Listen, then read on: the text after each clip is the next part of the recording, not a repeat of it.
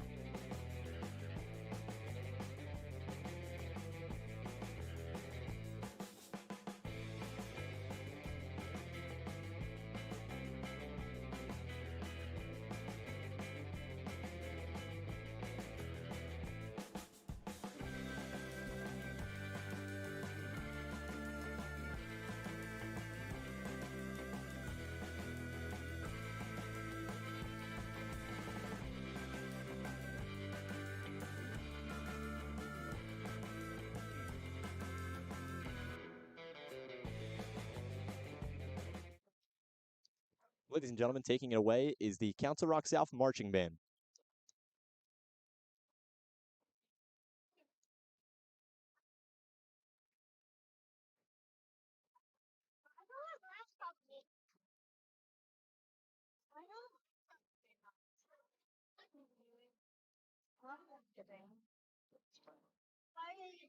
Oh, they're not a band. Be weird. No, standing along. Oh, yeah, she do that. Weird.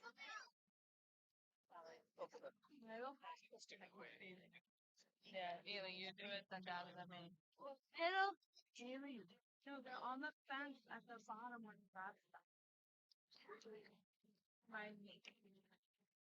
I put my sister and my brother. Ailey, you go.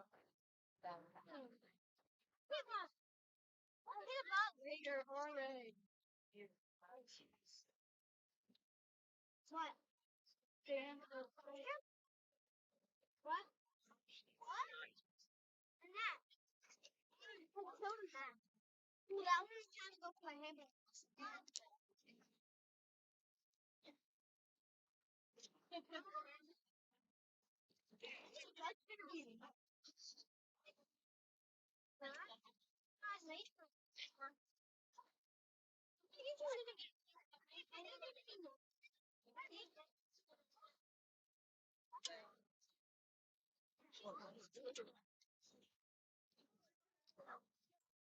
Ladies and gentlemen, before the Council Rock South Marching Band takes the field, we'll be sending it to commercial break and be back in just a minute. Follow me to Finny McGee's Pub, winner of Buck's Happening list for Best Irish Bar in both 2024 and 2025, and the 2025 winner for Best Late Night Dining. Happy hour runs 3 p.m. to 7 p.m. Monday through Thursday, with $2.50 domestic beer bottles and amazing food specials. Stop by for trivia every other Tuesday night. Finny's is the perfect place to catch your favorite sports games. Be sure to follow Finny McGee's Pub on Facebook and Instagram for daily specials and happenings. See you soon at Finny McGee's Pub, 1400 Farragut Avenue, Bristol Borough, PA.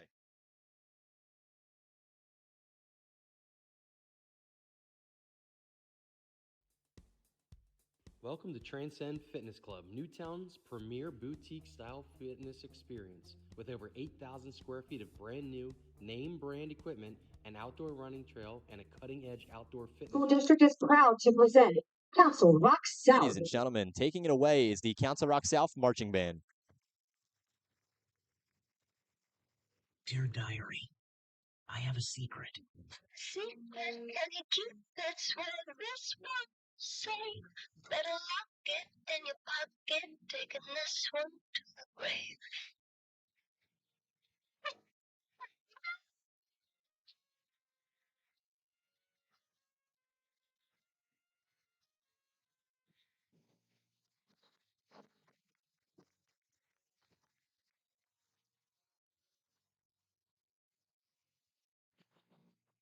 My secret is safe with you.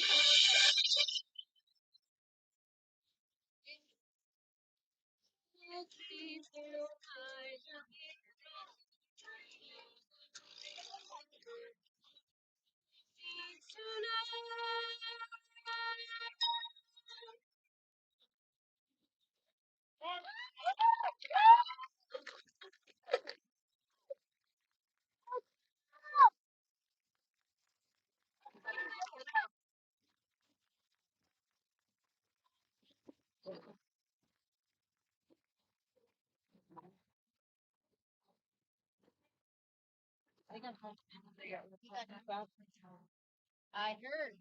Riley P. Gomes, so oh, I'm no, okay. Sorry. No, no. Yeah. Okay. No, no. Leave that house. Ladies and gentlemen, that was the Council Rock South Band. Send it to commercial break. Be back with you on the Rally Sports Network in just a second.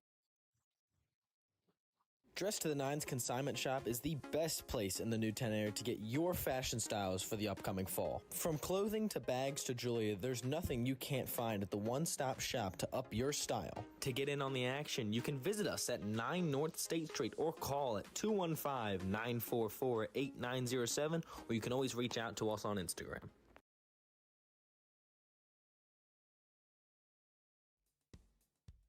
Welcome to Transcend Fitness Club, Newtown's premier boutique-style fitness experience. With over 8,000 square feet of brand new, name-brand equipment, an outdoor running trail, and a cutting-edge outdoor fitness rig, every workout takes you further.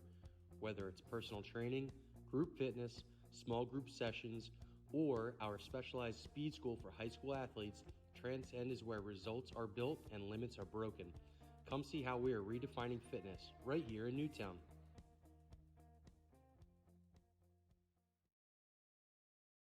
Follow me to Finny McGee's Pub, winner of Bucks Happening list for Best Irish Bar in both 2024 and 2025, and the 2025 winner for Best Late Night Dining. Happy hour runs 3 p.m. to 7 p.m., Monday through Thursday, with $2.50 domestic beer bottles and amazing food specials. Stop by for trivia every other Tuesday night. Finny's is the perfect place to catch your favorite sports games. Be sure to follow Finny McGee's Pub on Facebook and Instagram for daily specials and happenings. See you soon at Finny McGee's Pub, 1400 Farragut Avenue, Bristol Borough, PA. Dress to the Nines Consignment Shop is the best place in the Newtown area to get your fashion styles for the upcoming fall. From clothing to bags to jewelry, there's nothing you can't find at the one-stop shop to up your style. To get in on the action, you can visit us at 9 North State Street or call at 215-944-8907, or you can always reach out to us on Instagram.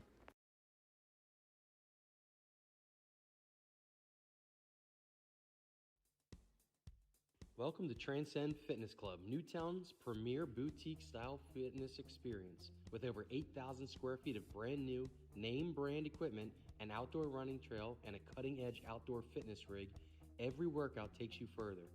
Whether it's personal training, group fitness, small group sessions, or our specialized speed school for high school athletes, Transcend is where results are built and limits are broken. Come see how we are redefining fitness right here in Newtown.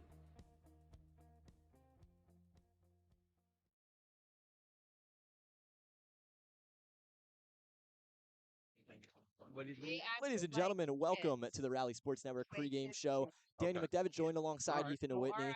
And Ethan, we got a good matchup tonight. We got a SOL matchup coming in. Got two squads who are kind of looking for their way this season. Pennsbury lost their last two, and Council Rock South won their first game of the season, but lost a big matchup against North Penn.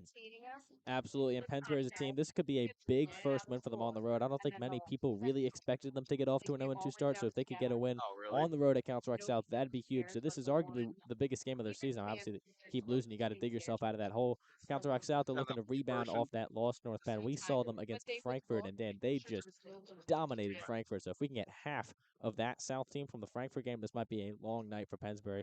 Each team, we know they have the talent, but have struggled in certain areas, especially Pennsbury being 0-2, South losing to North Penn. So I think South is just trying to prove that they can hang in there once again like they did with Frankfurt, and Pennsbury trying to get their first win of the season, avoid starting 0-3. Yeah, and another thing I want to mention is the fight that they put up against North Penn. I mean, it wasn't a Far from a loss. blowout. Yeah, it wasn't a loss that you could really go home and say, "Wow, we could have done so much more." No, it was a good loss. I mean, they led through the second and third quarter against one of the teams that were in the state playoffs. This is a big matchup for them. That was an incredible fight that they put up. And they only went down on one of the last drives of the game where North Penn scored a touchdown, and that was kind of the blow. They had a flag called at the end of the game that ended the Council Rock drive, and that was really the only thing you could have said they could have done better. I mean, it was a great game they played. I think there was a lot of strengths that came out of that game, and that's why I think they come into this game as heavy favorites, especially when you have a Pennsbury team that, yes, is so historic, but they haven't had a great start of the season. They lost to Northampton. They lost their first two home games. Their first away game is here. They lost to Pennsbury. Pennsbury lost to Northampton. Then they lost to who was it? I want to say it was Quakertown. Quakertown. Yes, Quakertown. Thank you so much. Saving me there. But that's what I mean. I mean, those are tough losses to take, and I think it's really going to give Council Rock South the advantage that that Pennsbury doesn't have anything going for them right now. Absolutely, and like you said, that loss to North Penn, really a couple bounces go the other way, and we're talking about a 2-0 Council Rock South team. This is a really good football team, and after having a losing record last year, you know they want to be better this season. For Pennsbury, like you said, it's a team that's extremely historic. Their head coach is extremely historic. He's a multi-time champion. He is a legend among Pennsbury, but 0-2 start. He's out, I believe, back-to-back losing seasons. I could be wrong. I believe have been 5-6 in 2024 and 2023. So historic program looking to find their way here in the 2025 season.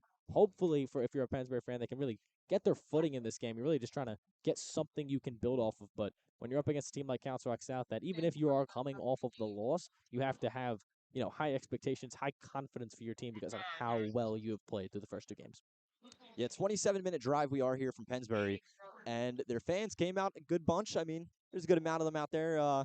Council Rock South, though, it's really packed night here in Walt Snyder Stadium. I mean, you got one of the first games of the school year starting. That's really when you get your fan section really into it because now they're back in classes. You got the rhythm of everything, and it's got to play a bit into the life of being a high school football player.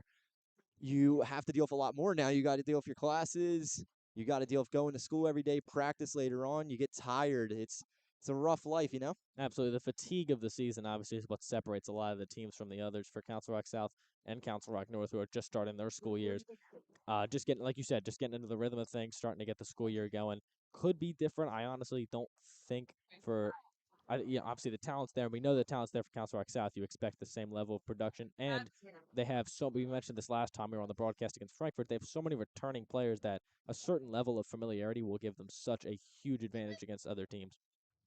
But for Pennsbury, that fatigue section of it, when you are 0-2 and you're trying to get something to build off of, you don't want to start 0-3. That fatigue could really start to kick in if you drop a game here on the road to Council Rock South. So in just a moment, the Council Rock South Golden Hawks will be taking the field. Pennsbury's already out onto the far side of the field. They're getting ready to enter as the PA announcer's going to introduce us into the field here. And tonight's Suburban One League matchup between the Falcons of Pennsbury. The Council Rock South Golden Hawks once again go into this game 2-1. The Pennsbury Falcons 0-2. The Council Rock South, by our parts, are the favorites coming into this matchup, but you never count Pennsbury out. They're such a good, strong run offense team. I mean, this is a team that wins in the trenches. They do nothing but run the ball. In my time at Pennsbury, I had never seen them throw a pass. It was incredible. It is just pure run offense.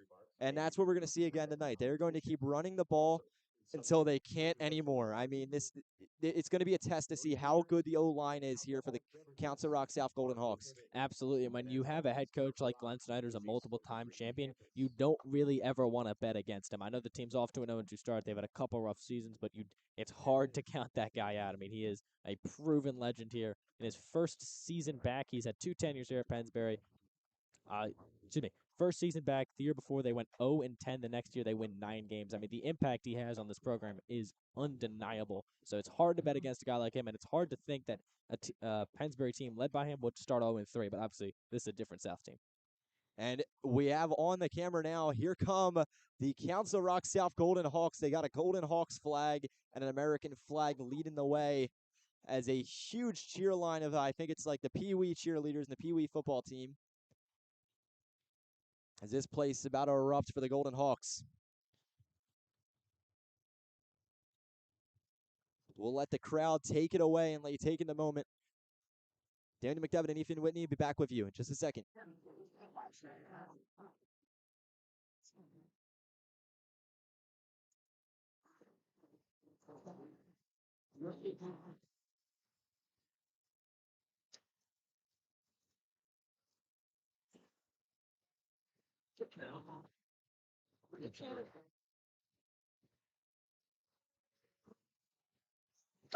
And the field are your 2025 South Golden Hawks.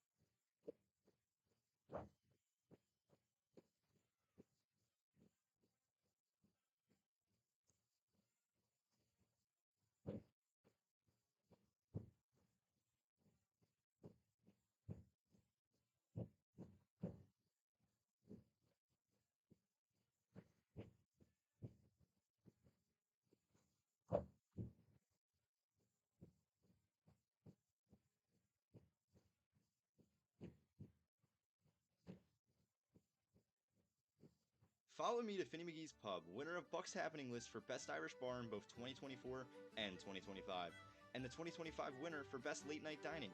Happy hour runs 3 p.m. to 7 p.m., Monday through Thursday, with $2.50 domestic beer bottles and amazing food specials. Stop by for trivia every other Tuesday night. Finny's is the perfect place to catch your favorite sports games. Be sure to follow Finny McGee's Pub on Facebook and Instagram for daily specials and happenings. See you soon at Finny McGee's Pub, 1400 Farragut Avenue, Bristol Borough, PA. Dress to the Nines Consignment Shop is the best place in the Newtown area to get your fashion styles for the upcoming fall. From clothing to bags to jewelry, there's nothing you can't find at the one-stop shop to up your style. To get in on the action, you can visit us at 9 North State Street or call at 215-944-8907, or you can always reach out to us on Instagram.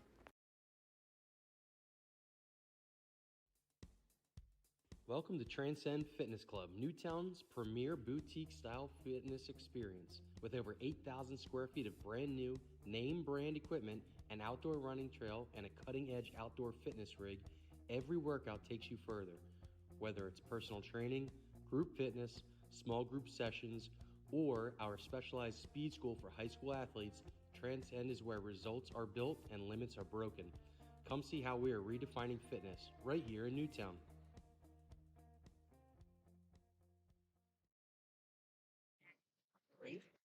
It's Friday night under the lights at Walt Snyder Stadium in Newtown, Pennsylvania, where the Council Rock South Golden Hawks are back on their home turf to take on the Pennsbury Falcons. The skies are clear, there's a light breeze, and the temperature sits at a warm 85 degrees.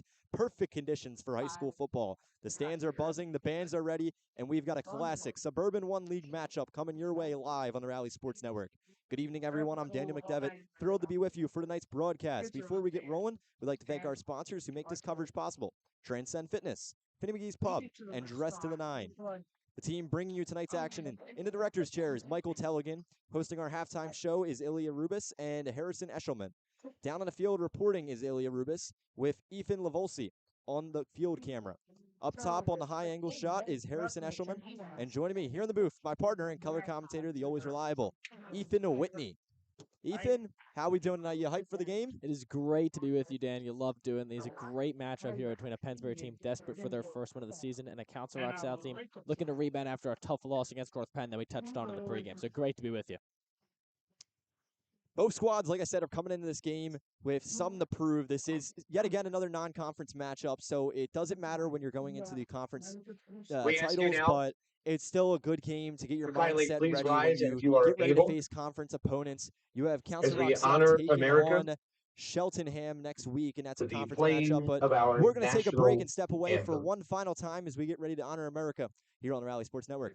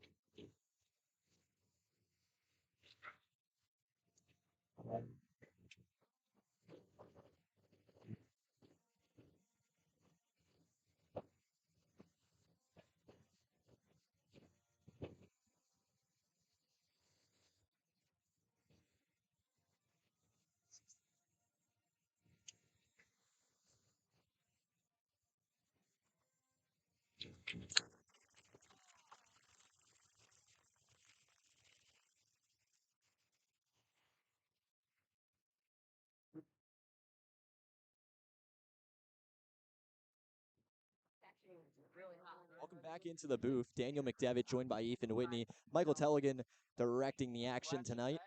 And we get ready for 60 minutes of football here. Or sorry, not 60 minutes. What am I saying? This is the NFL. We play 12-minute quarters. Either way, we got some football coming up here on the Rally Sports Network. And it'll be all coming at you live here on Rally. You can catch Council Rock South all season long. You can catch the Rock Bowl, which I know you're excited for, being Very. How's school?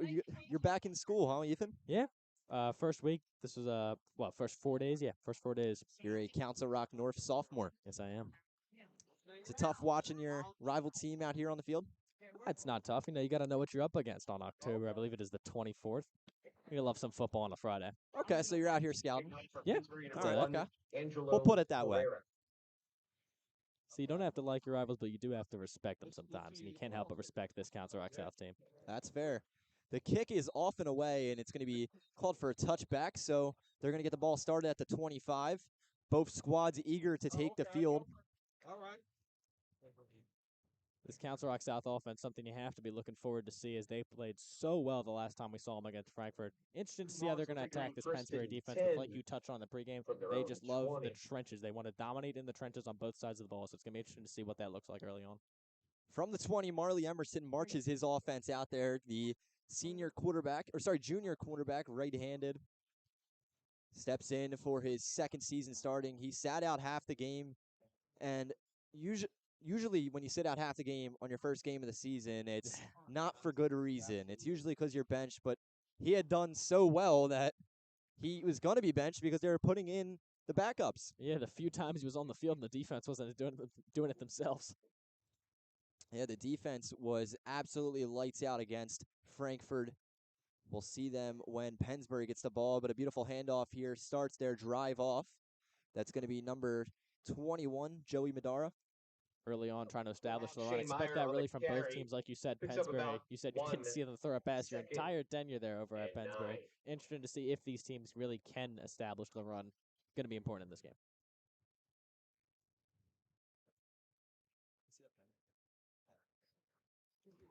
They tried to go to the outside there, avoid the interior defensive line of Pennsbury. So I had to change my notes. The roster was incorrect. And a handoff here to Brody Walker. Gets them just about a yard back to the line of scrimmage, basically. So it's going to be a third and, I want to say 9 if I'm going to be generous. So 3rd and 9. again, stuffing the run, Pennsbury. If they can't get that going, it could be a tough night on offense. Yeah, definitely. Pennsbury comes out here. They've always been known for their strong linebackers, and that's kind of what we're seeing here. Kind of old school football. Yeah, definitely old school football when you look at the Pennsbury Falcons. They play hard hitting on defense and absolutely lights out on the run when they get on the offense.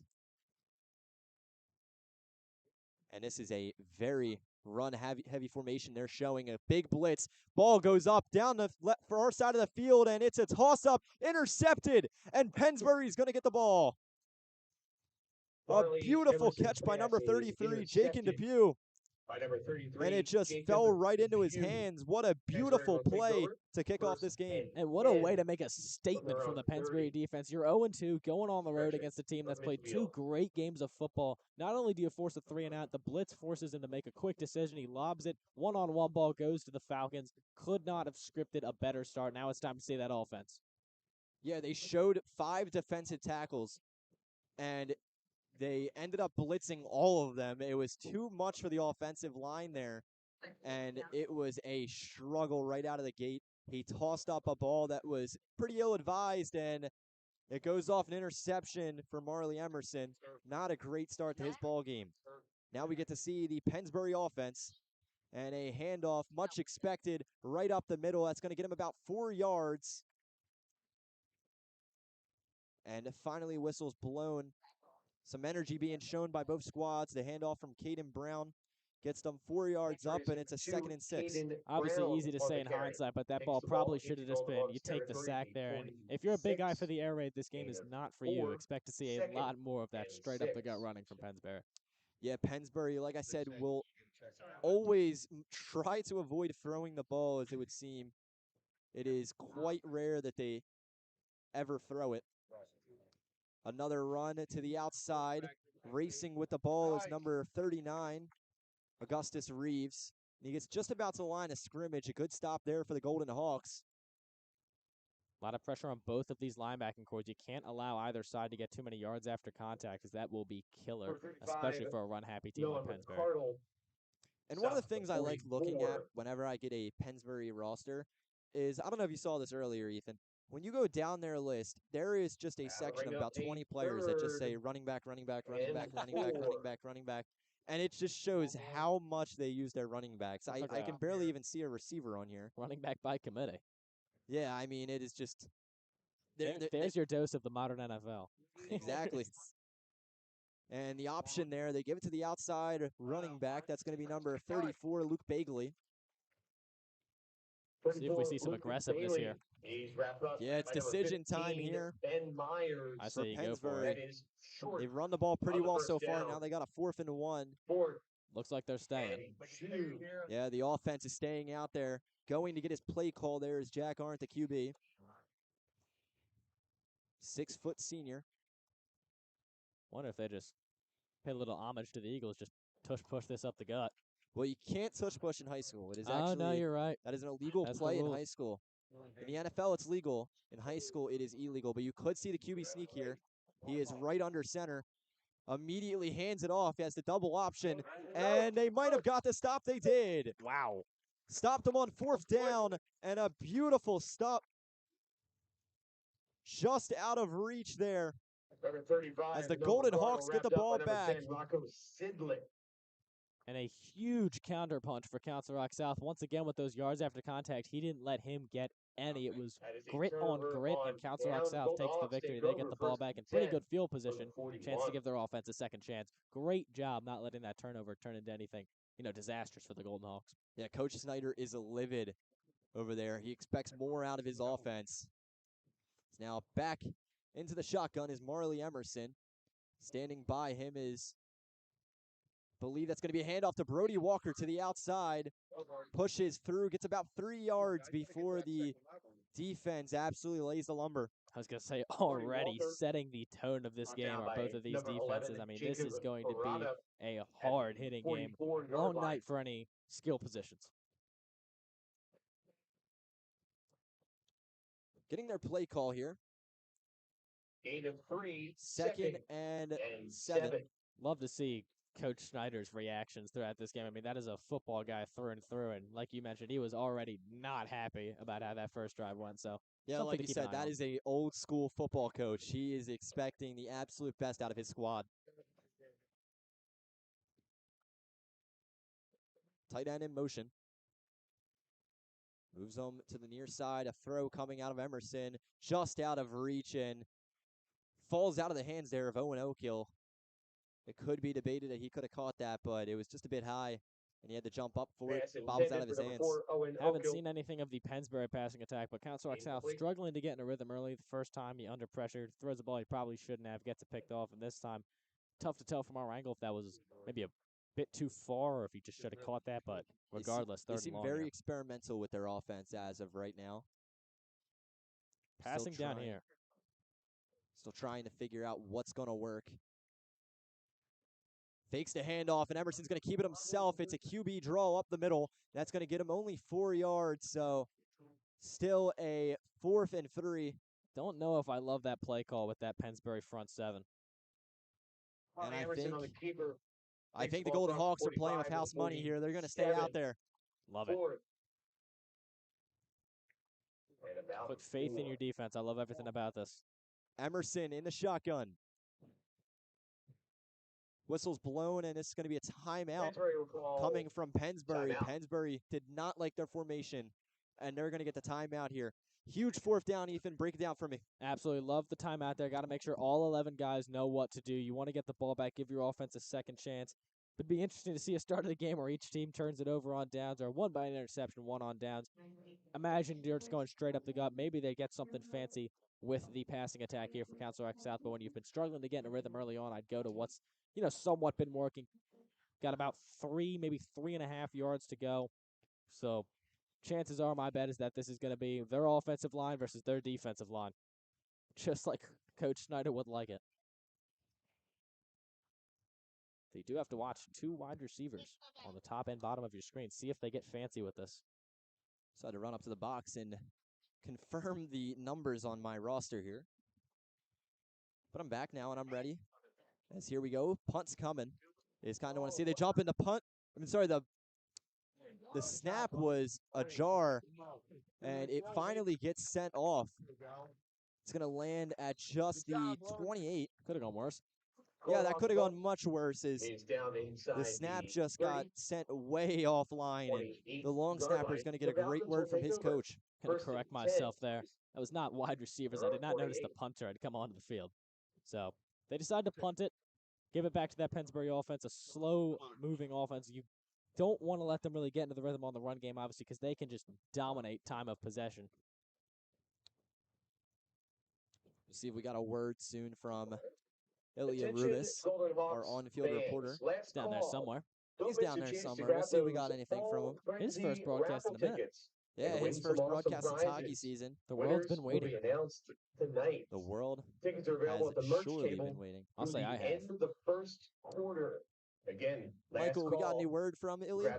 Fall Frenzy raffle Our tickets. broadcast director, Win some Michael. awesome Do we have any word prizes. from Ilya? See if he's got anything down there? Tonight. Any Tickets word from available Ilya? at the merch table through the end of the first quarter. Do we have any word from Ilya down there, Mike? Ilya's MIA. Ilya is MIA. He is currently lost down on the field. Could be in the Acme behind those trees. He could be, honestly. I can see it. I can see it. It's a PetSmart. Should walk a little bit farther. A man of many facts, Ethan Whitney. So here we go. The punt once again. They're going to try to fake it. And now that was incredibly ill-advised. Walt, tackle at the What? 30. So apparently a flag brought them back. 1 yard line. Pennsbury will take And over first and 10. they punted it again, but they decided to fake the punt. And now Pennsbury's going to get the ball at the Council Rock 30. You know, Dan, throughout all the games we've done together, I rarely see you this lost for words. I don't know why they would. I don't know why you'd Okay. accept the penalty. I guess maybe they were trying to. Or Pennsbury accept the penalty, excuse me. Roster's flying here on the win. Yeah, my rosters are flying. We weren't expected for much wind. We'll have to go to our broadcast weather graphic as a run here up the outside is going to be good for about 6 yards. Let's check in on the weather here, Michael. So Michael's going to pull up our weather graphic. Pretty good night for down football. Here on the weather report. Yeah, it's a beautiful night for football. 84 degrees at 6 p.m. Now as we approach 8 o'clock, it's going to be 80 degrees, and it feels like it's 82. So it's a hot day out here, or a hot night. As these weeks roll on, it's going to get colder and colder, so enjoy this while it lasts. I will. I'm not a man for the fall. As a handoff to the outside here, it goes to number 35, Noah McArdle. He's going to push his way through for the first down and a couple of change. Not a good sign for Council Rock South. It looks like that Pennsbury running game has woken up, and especially with such great field position, this could be an issue. And hey, whether it's working or it's not, they're going to run the ball. Trouble brewing now for these Golden Hawks, as they just seem a little bit flustered after the events that transpired. As you would say, Ethan, they got to lock in. I would say that. You would. All right. Man in motion. A T formation, but the snap is fumbled, and Council Rock South appear to be on top of the ball. We'll see what the refs signal, and it looks like it's going to the Golden Hawks. Watch Coach Snyder. That is another silly mistake. Oh, man, that is just a tough one. But the Golden Hawks retrieve the ball. And you know what I said about them being flustered? They locked in. They locked in. That was incredible. They went something you really rarely see in football anymore, the T formation. They went right into the snap was fumbled by the quarterback, and they ended up just getting on top of the ball.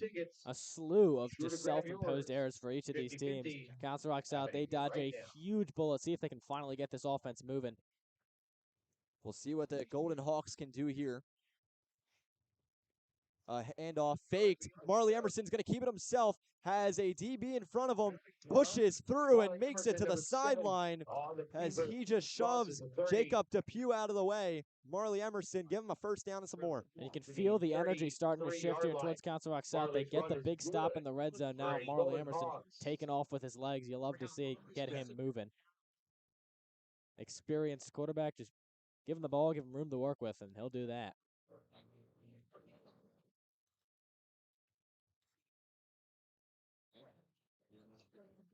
See if they ever try to pass the ball. Pennsbury does not have many safeties deep. A handoff counter, and this one is only good for about two yards. All right, now I was looking up for a statistic here. There was a game once, because this is how rare you see the T formation used in modern football. I think I know what you're going to say. With the Pennsbury Falcons. But we'll wait till after this play here as Marley Emerson takes the snap and hands it off immediately to Brody Walker, trying to push his way through, but met by the Falcons D-line right at the line of scrimmage. It's still 2nd and 8. One of the last teams to really revitalize the good old T formation was the 1940 Chicago Bears in the National Football League, the NFC Championship, when it was just the NFC Championship. There was no Super Bowl. They won 73-0 against the Washington Redskins. That's why Coach Snyder uses it. I mean, I guess it works here in high school ball, but if I remember right, if my history's correct, I believe it was more of a college thing and then implemented by the Bears. Yeah. Out here. I mean, it was a different football game at that point. Timeout called. And while we're here, we got a report coming from Ilya. So we'll send it down to the field for Ilya. Ilya, take it away.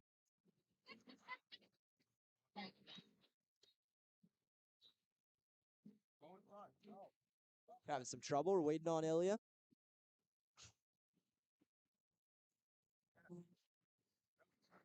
Ready? Go? And he's waiting for his signal. Dan, can you tell me go? All you, Ilya. We hear you, man. This is Ilya Rubis coming at you live from the sideline. The CR South Golden Hawks defense appears calm and collected after that fumble recovery, and now this offense is moving. They're not nervous at all. This team is poised to score right here, if I had to guess. Back to you, Dan. As he says this, they get a beautiful first down, pushes his way through, and that is some mean running out of Shane Myers right there. All they needed to hear was Ilya. They got the boys moving, and finally we see some form of offense from either of these teams. They get it to him in space. That seems to be their strategy now. They are testing Pennsbury's ability to tackle in space and the yards after contact. I'm going to keep saying it because it's going to keep coming up. Right now, Council Rock South winning that battle.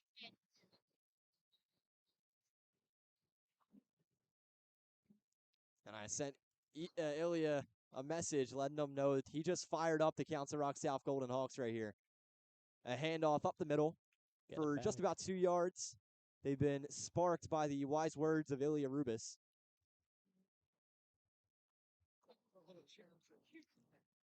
And we're seeing a lot of run game out of this Council Rock South Golden Hawks, which they're usually a passing squad, but they're deciding to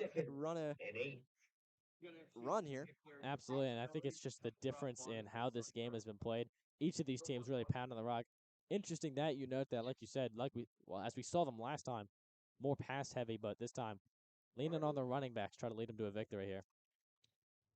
Steps back from the pocket, tosses one up and into the air. It's a 50-50 ball, and Council Rock South get on top of it. A beautiful catch by Brody Walker.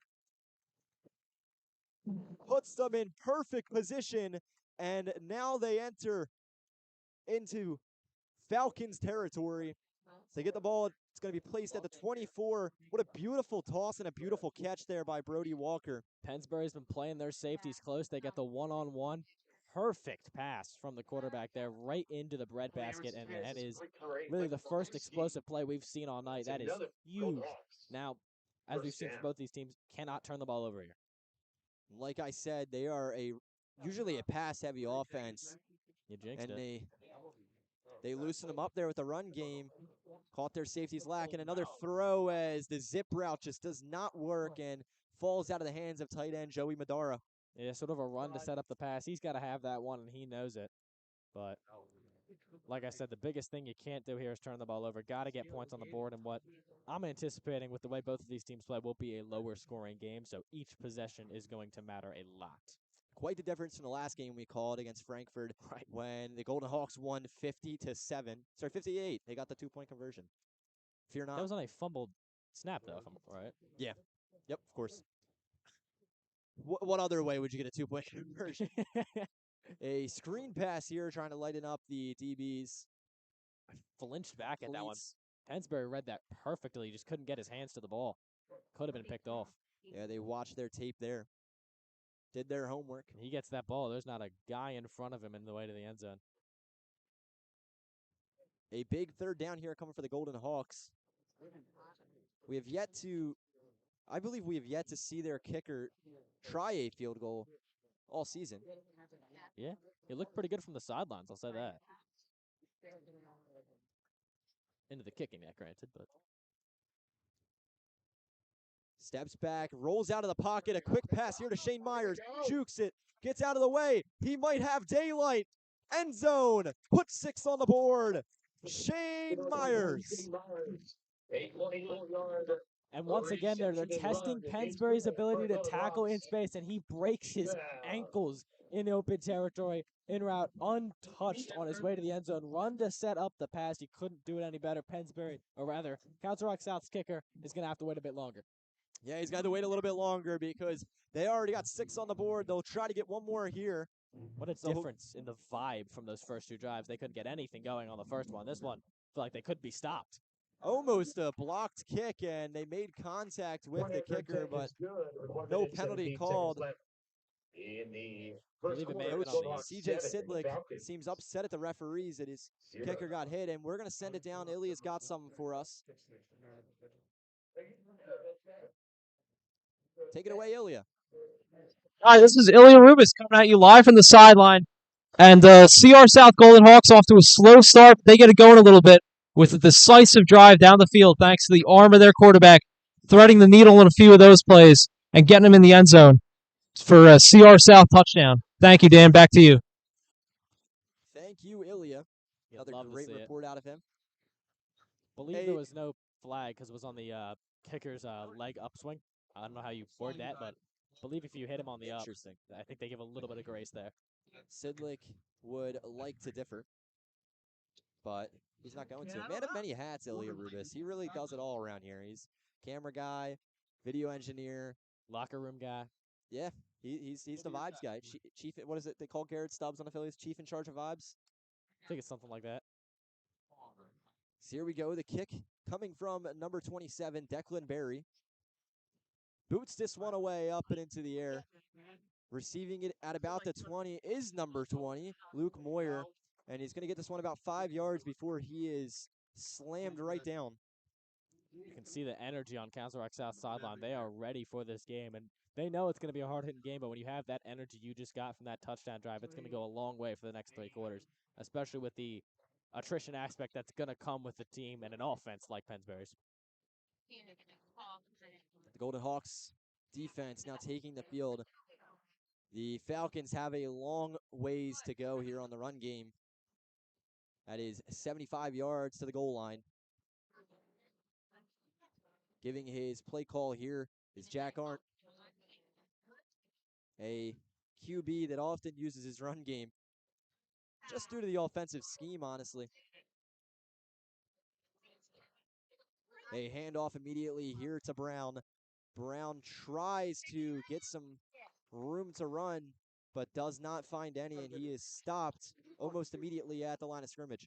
Love to see Council Rock South just fleeing into the ball like that. He was able to shake off the first 1 or 2 guys, but then there were 4 more ready to get him down on the ground. They're going to need that all night tonight, which is part of what makes Pennsbury so hard to beat sometimes because you need that every single play. But Council Rock South passing the test with flying colors early on.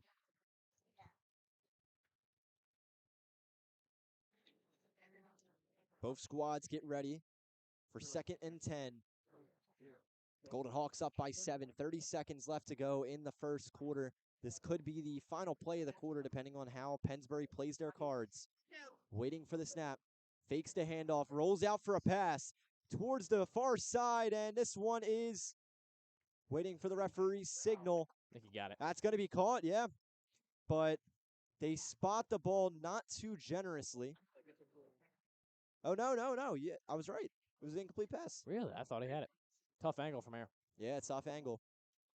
3rd and 10 now coming. They tried the pass. They're going to need a run play here that gets them 10 yards. But I'm sure Coach Snyder's got something. He's got to have something cooking for this. This is a football play right here. 3rd and 10. I mean, at bare minimum, the actual basics of that passing play looked pretty smooth. Just something happened there. Trying to reel in that ball. I thought he had it, but David I'd imagine Kane they go gives back the to play the air, to the team here. but we'll see. One man in motion. Looks to the halfback, hands it off immediately, pushing his way through. He might have first down, and the ball's out. The ball is out, but there's a flag on the play. Council Rock South may have it if the play stands. But we'll see where the flag. Looks like each team thinks Council Rock South has it. Yeah, this is going to be a got big picked up. call here. Maybe he threw that. The call on the field is Golden Hawks ball. Flag may have been picked up. Yeah, the flag was picked up. It's going to be Golden Hawks ball as they get away with it off another fumble out of Pennsbury. And this is turnover city right now. Absolutely. You can't have 2 lost fumbles in a game, especially one of them not even coming from the original one, not even coming from the hit of a Pennsbury defender, but just coming from a miscommunication from the quarterback in the center. Can't have that happen. More especially if and when your entire offense is going to come from the run game. You got to be able to hold on to the ball. Marley Emerson in the shotgun, steps back, looks near side of the field, tosses this one up. It's way up towards the corner and just out of reach, almost running into our camera. Ilya got in front of it. He was scared. Better caught that ball. He was scared Ethan Lavosi was going to get trucked. I like that they're testing this passing game. Like I said, Pennsbury's going to have to adjust where they're putting their safeties, and they're putting faith in the arm of Marley Emerson, and he had him there, but that would have been a tough throw to make. Just puts a little bit too much on its sails in the little wind we got in here, but I want to know if Ilya caught that ball. He did not. He thought about it. Handoff here to Shane Myers, right up through the middle, pierces the defense, and he gets about 3 yards. So it's going to be a tough 3rd and 6 now coming up. See how much faith they have in their kicker. I doubt we'll see a 50-yarder here in high school, but with the way kickers are nowadays, I'm not putting any sense of doubt in anyone. At the end of one, it's Golden Hawks at 7, and the Falcons 0. End of the first quarter here from the Rally Sports Network. We still got 3 more to go, so stay tuned. We'll be back with you after this short commercial break. September the 13th. Follow me to Finny McGee's Pub, winner of Bucks Happening list for Best Irish Bar in both 2024 and 2025, and the 2025 winner for Best Late Night Dining. Happy hour runs 3 p.m. to 7 p.m., Monday through Thursday, with $2.50 domestic beer bottles and amazing food specials. Stop by for trivia every other Tuesday night. Finny's is the perfect place to catch your favorite sports games. Be sure to follow Finny McGee's Pub on Facebook and Instagram for daily specials and happenings. See you soon at Finny McGee's Pub, 1400 Farragut Avenue, Bristol Borough, PA. Welcome to Transcend Fitness Club, Newtown's premier boutique-style fitness experience. With over 8,000 square feet of brand new, name-brand equipment, an outdoor running trail, and a cutting-edge outdoor fitness rig, every workout takes you further. Whether it's personal training, group fitness, small group sessions, or our specialized speed school for high school athletes, Transcend is where results are built and limits are broken. Come see how we are redefining fitness right here in Newtown.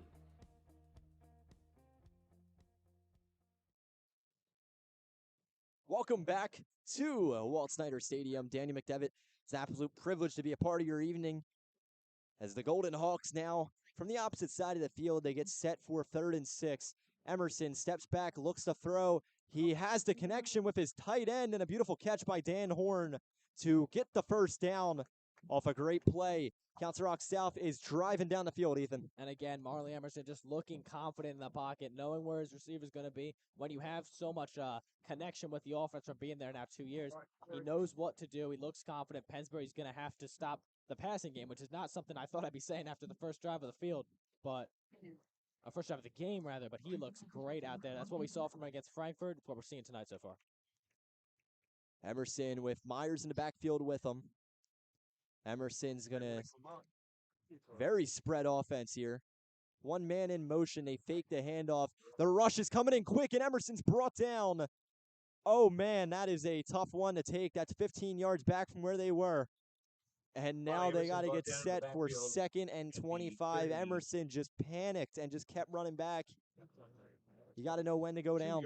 Looked like the tackle maybe might not have known the snap count. I mean, it just looked like a delay there on that side of the ball. And like you said, Emerson's got to try to find a way to get that ball out. At bare minimum, it's intentional grounding. It's the same loss. Yeah, the left tackle just honestly let him through. You can't do that. Can't do that. I'd guess it's the snap count issue. And here we go, Emerson once again with Myers in the backfield with him. 2 receivers on the near side, 1 on the far side. Emerson, pocket collapsing once again, but he's going to take the ball himself and move it up about 7 yards. So now here we go, 3rd and I want to say... Maybe 7? Yeah. Well, no, that's 17. There's one got more after that, yeah. I love you can notice on your screen the war of adjustments going on between these two teams. Pennsbury now having to move their safeties back, and then that almost looked designed. The pocket was collapsing. Now Council Rock South can go back to pounding the rock up because they've got to play their defenders further back. So it's going to be interesting to see this chess game go on between these two great head coaches.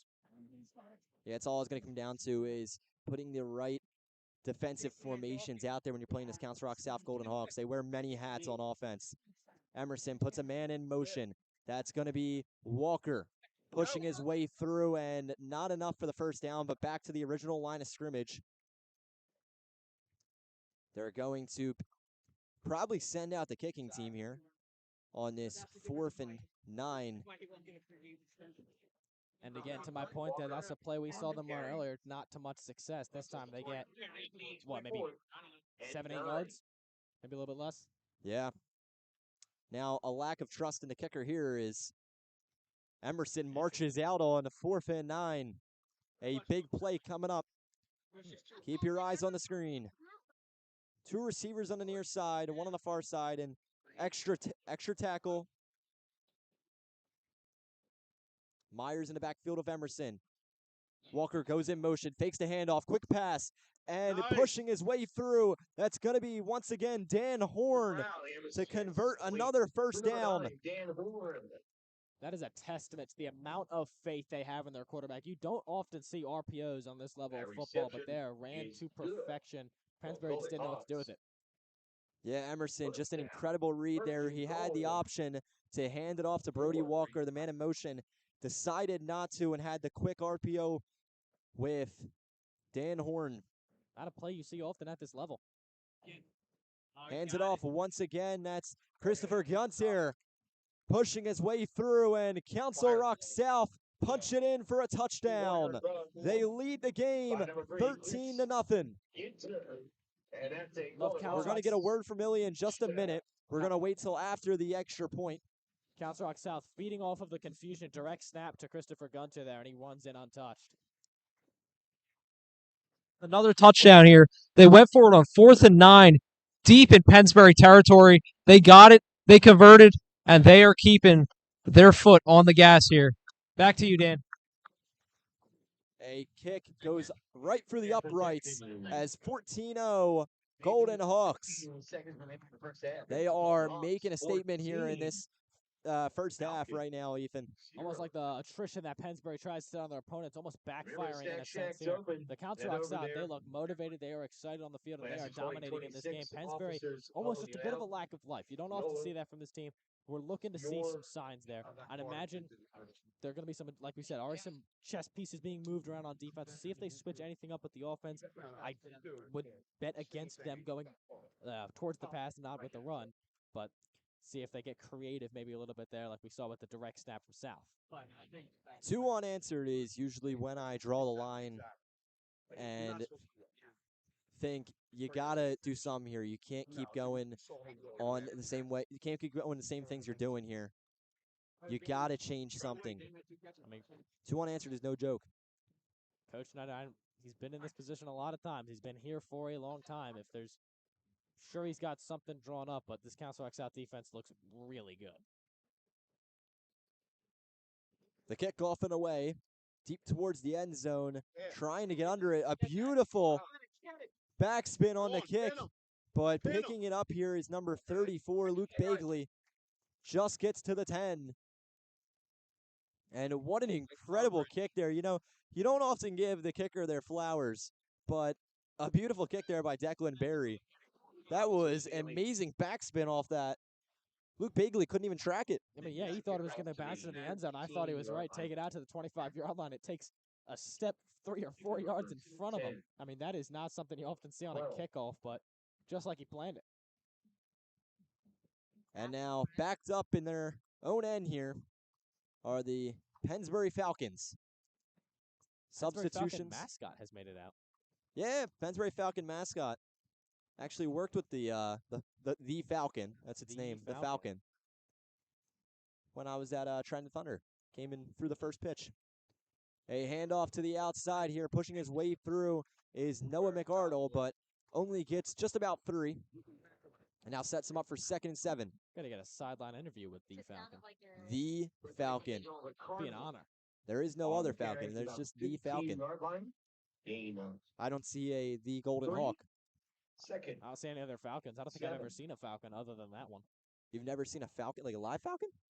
I was just playing into the bit. But. Oh, okay. I was about to say. I mean, open your eyes, kid. And here we go, another T formation. Handoff immediately up through the gut. and pushing his way through, rumbling down the field, is once again, I believe that's Noah McArdle. I think he got Golden the Hawks first were trying to punch that one out. That was Joey Madara trying to free the ball loose, and I mean, he's got the opportunity to. We do see them get a little bit creative using the T formation. Not often going to see that, so this is a rare opportunity for us. But Council Rocks out doing what Pennsbury was doing before they started passing the ball. They are just playing everyone in on the line. The front seven's become a front 11, so it's going to make it a lot more difficult. They've got to be able to establish some respect for the passing game. Yeah, Joey Madara playing defensive edge right now. He played it all last year out of necessity. He usually plays tight end. That's his main position, but the 6'3" senior stepping in to a big role here against the Pennsbury Falcons. A handoff right to the outside and met in the backfield off a beautiful tackle for a loss. That's number 50, Declan Small, with an amazing play. Just read that one perfectly and closed the gaps. You took the words out of my mouth. You read that beautifully. Not falling for the trickery that Pennsbury's trying to do. And when you're only pounding the rock like this, when you get into these second and long and even first and long by penalties, you put yourself in a really tough spot. I think it's going to be interesting to see if they go to the arm of Maduro, because like I said, South just does not respect their passing game because they haven't passed it. So they can play everyone in the line. And every once in a while, you're just going to have a guy make a great play like that. A big 2nd and 13 coming up. Is there a theme? I feel like there's a lot of little people on the cheer crew and the run out for South Rock South. I think it's the Pee Wee night. Oh, okay. Because they had the pass up through the far side of the field, but this one is almost intercepted, bobbled out of the hands there of number 8, showing good discipline, Michael Molesky. But back to what I was saying, it's the, I think, Pee Wee night. So there was a Pee Wee football team that came out with the Golden Hawks, and then the Pee Wee cheerleaders out on the field tonight. Or out on the track. They do go to the air there, trying to get the one-on-one. An ill-advised throw. Safety read that pretty well. Joins his corner in the coverage. Could have been intercepted. Lucky he's getting this ball back. I believe number 3, Christopher Gunther, got his helmet taken off. Student section showing a gold out tonight, thanks to the Hawks Nest and Barstool CRS. I got to give them their flowers. Hilarious accounts. They do their job, and they do it well. It's always the fan accounts when it comes to high schools. It's great. Now we're waiting for the play to start. I believe this is the referee's holding things up. There's an object on the field by the 30-yard line. I don't know what that is, but they haven't picked it up. Penalty on Pennsbury. Oh, there's a penalty on Pennsbury. Personal foul coming on number 2 here. That's going to be Caden Brown. I believe he may have taken Gunter's helmet off. I think that's what they're saying. Can't do that. That is a big no-no. So they do get the redo 2nd down, but now you're at your own, what is that, 14? 13? Yeah, now they're back at their own. That might be the 12. Could be. So a 2nd and a county over. More self-inflicted errors from Pennsbury. It's been a common theme so far. Coach Snyder does not look happy on that sideline. No. As a handoff, who would have guessed it, but only good for about a yard. See if they do try to take a shot. Maybe they go for some screen action, or maybe they're just trying to give their punter more room to work, put faith in their defense. But with Council Rock South passing game coming to life, I mean, it is all Golden Hawks right now. They've taken over this game after the slow start. 3rd and about 22. 22. I feel like it's like 25.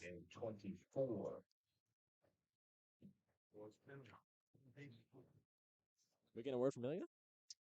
We're going to hold off on a minute. It's a big 3rd down. Literally. So here we go. They got a long ways to go. 2 receivers on the near side. They're going to look to pass the ball, but the pocket collapses and trips on his own tackle. He is brought down behind the line of scrimmage, and now they're going to punt from their own 10. South safeties looked like they were willing to give up the underneath stuff, just no first downs, and instead they lose even more yards. Want to see them be aggressive here on the punt. Maybe try to get a block, really turn the momentum in your favor, go up by 3 scores. Timeout from Council Rock South. We're going to see if Ilya's got something. So we'll wait to get word from Ilya. The man, the myth. Again, last call. Right now, the 50-50 raffle is happening right now. Take it away, Ilya. Hi, this is Ilya Rubis coming at you live from the sideline again. And it seems to be that the name of the game for the CR South Golden Hawks defense is going for the football, forcing fumbles, and so far it's resulted in 2 touchdowns. Every tackle, it seems, they're going for that football. They're playing lights out, hitting hard, and it's serving them well so far. Back to you, Dan. Thank you, Ilya. I must say, the hair is flowing down there, Ilya. I could only imagine. It is. I mean, I got to give him his flowers here. That is actually After going great bald flow. in May, it is something I could only dream of. Oh yeah, I forgot about that. Ethan shaving his head in the fall. That was It was right over there, too, right behind us in the cafeteria. what an incredible sight. A horrifying sight, if I might say. Here we go. Here comes the punt. A low snap and off and away. That's a line drive. They're just going to let it roll, and honestly, it wasn't terrible. I mean, they let it roll, so it rolled right where they were originally standing, which usually is an exaggeration when you're playing high school ball. They tend to stand farther back than they need to. But a beautiful punt there, I mean, from David Kane. An orthodox punt, but a punt nonetheless. I was worried. My concern is maybe he could get a lucky bounce that hits off of a South player and becomes a live ball. Yeah, if that was actually that could have been really dangerous there. It could have been another live ball there for Pennsbury. Just something that happens to me in college football 24 all the time. Interesting. Not all the time, but enough. Marley Emerson looks to throw, stays in the pocket, and his receiver was just not looking at him. That was Shane Myers he was targeted for. Just did not have his eyes on the quarterback, and when he looked over, the ball was already past him. Yeah, had him beat. Just looked like he thought he was going to have a little bit more time before that ball was coming his way. So, one thing I'm seeing is Marley Emerson a lot more comfortable in the pocket. Absolutely. He is confident there. He's not backing up. He's not panicking. He's staying, trusting his O-line, and making his throws. I mean, he's been in this offense for 2 years now. He knows the ins and outs of it, and he's just reading Pennsbury, taking what they're giving him sometimes, and other times making it work with his arm. High snap. They still hand it off, though. Shane Myers pushes his way through for 3. Good save there. Yeah, Emerson making a wide receiver style catch off that snap. Couple errant snaps. We've seen one from each of these teams. Now big third down coming up for the Golden Hawks. As time ticks down here in the second quarter. Interested to see if they get to a 4th and short, how aggressive they'll be up 14. I'd imagine they'd go for it, really no matter what, kind of in no man's land here and with how good your defenses look, but it'd be interesting to see what kind of tone they're trying to set. Ball snapped to Myers. Myers picks a lane for the outside, read the A-gap perfectly, and now gets another first down. Move the chains. I mean, they're doing everything right. They're running to set up the pass and passing to set up the run. If you watch number 47 and 33 on your screen, how high or low they are on the field is pretty telling on what they think it's going to happen, and it's really usually been the opposite. They're reading them like a book right now, and they forced them to deviate from their game plan, and it is working. Now they've got 2 of them back. Emerson in a shotgun. He hands it off quickly. Going towards the far side of the field was Gavin Lacey. He'll get about 4 and maybe a little bit more. Helmet comes off again. I think that means a stoppage of the clock. Yeah, I believe so, and that means he's got to come off for a play. Second time there. It was first Gunter, now it is Gavin Lacey, if I read that correctly. Speaking of those helmets, we touched on this against Frankfurt. Sweet-looking helmets for Council X South. Yeah, they are incredible. They do look like the Oregon Ducks. Yeah.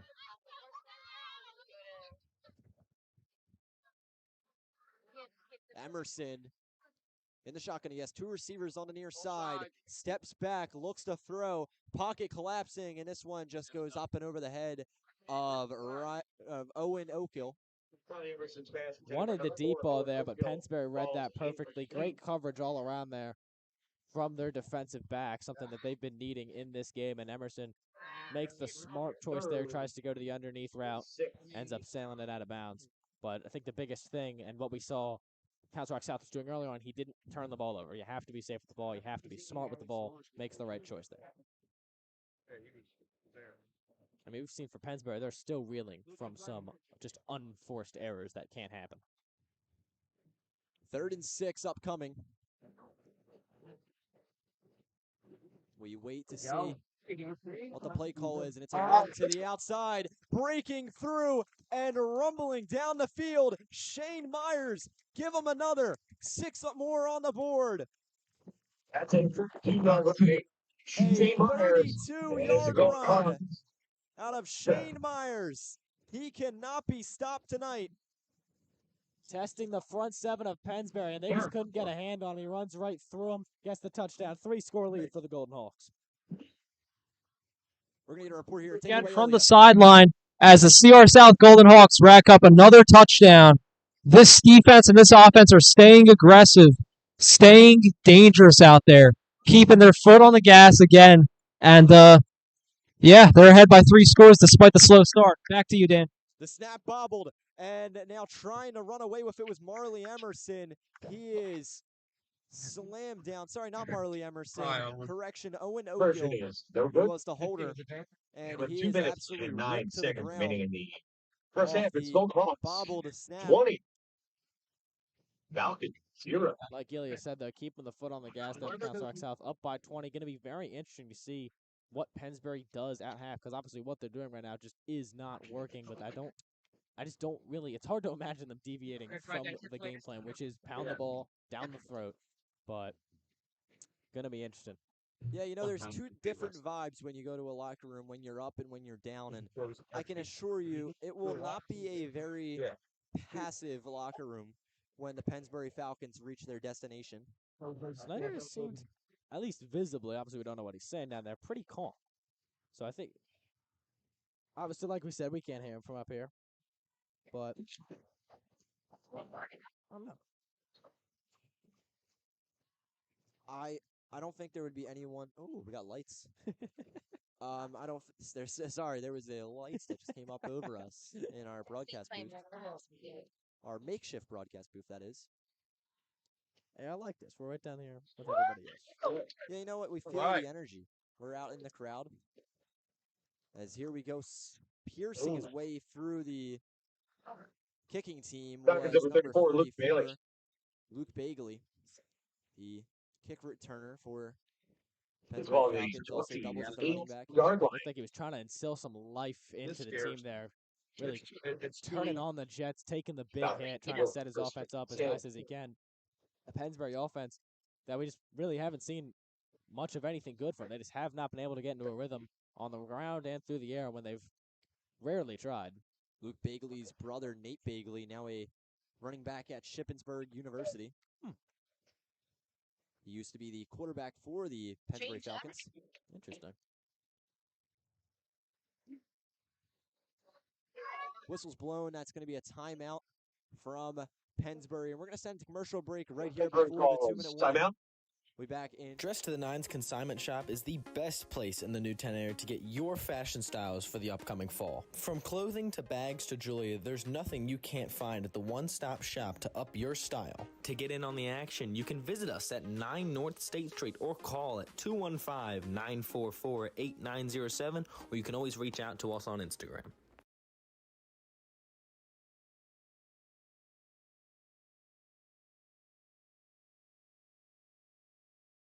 Follow me to Finny McGee's Pub, winner of Bucks Happening list for Best Irish Bar in both 2024 and 2025, and the 2025 winner for Best Late Night Dining.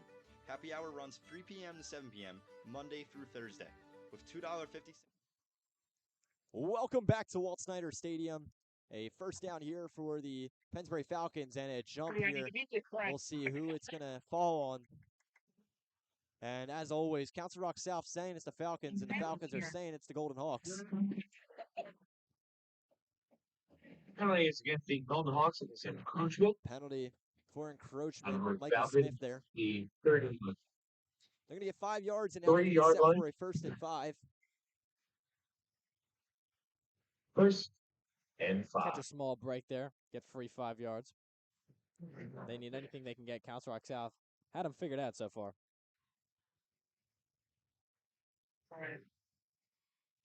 Pennsbury Falcons with their quarterback in the shotgun. He's going to look to pass. A rare sight for Pennsbury. This one soars up and above the arms of Sean Beatty. Tough to tell if that was just Track an air on pass or pass maybe he thought he ball was is going to run that route a incomplete. couple yards deeper, but regardless, It'll second be 5 the now. second and 5. Second and 5. So where Pennsbury usually finds themselves is they have a very methodical run to them always. Going to the passing game early on this drive, you can see the adjustments that they're trying to make as the front seven of Council Rock South unwavering so far. Puts a man in motion. It's number 16, Henry Garlitz. Holding on to the ball here is the quarterback, Jack Arndt. He's going to roll out to the near side, and he has no lanes. The Golden Hawks are going to rip him to the ground. You just got to say north and south there. He tried to get fancy with it. His helmet comes off. Plenty of helmets coming off. But got to stay north and south. Take what you can get. Barely got anything, if anything. And there is a lot going on here with the referees and Coach Sidlick. He is not happy. Something I noticed was he's got to come out for a play, I believe, because his helmet came off. Yeah. Read the body language there. Yeah, Coach Sidlick is unhappy. Now he loses one of his defensive tackles. Same thing with the quarterback, Pennsbury. I think a timeout's going to come from the Golden Hawks, and yes, we're going to get a timeout from the Golden Hawks. Timeout. Now, Ethan, we have seen some undisciplined football so far this game. Yeah, some self-imposed errors, mainly from Pennsbury. They've been reeling from a few of the mistakes that they've made, especially those fumbles. 2 lost fumbles here in the first half. It's given South 14 free points. So they do get the break. They get the 5-yard penalty from the offsides from Council Rock South. But now 3rd and maybe 7. So, see what they do. We have a sponsor, Transcend Fitness. Tonight's broadcast is brought to you by Transcend Fitness Club, Newtown's premier boutique-style fitness experience with over 8,000 square feet of brand-new name-brand equipment and outdoor running trail, and a state-of-the-art outdoor fitness rig. Transcend takes every workout further, from personal training and group fitness to small group sessions of their specialized speed school for high school athletes. Transcend is where results are built and limits are broken. Ran through that one. There you go, bud. Speedy today.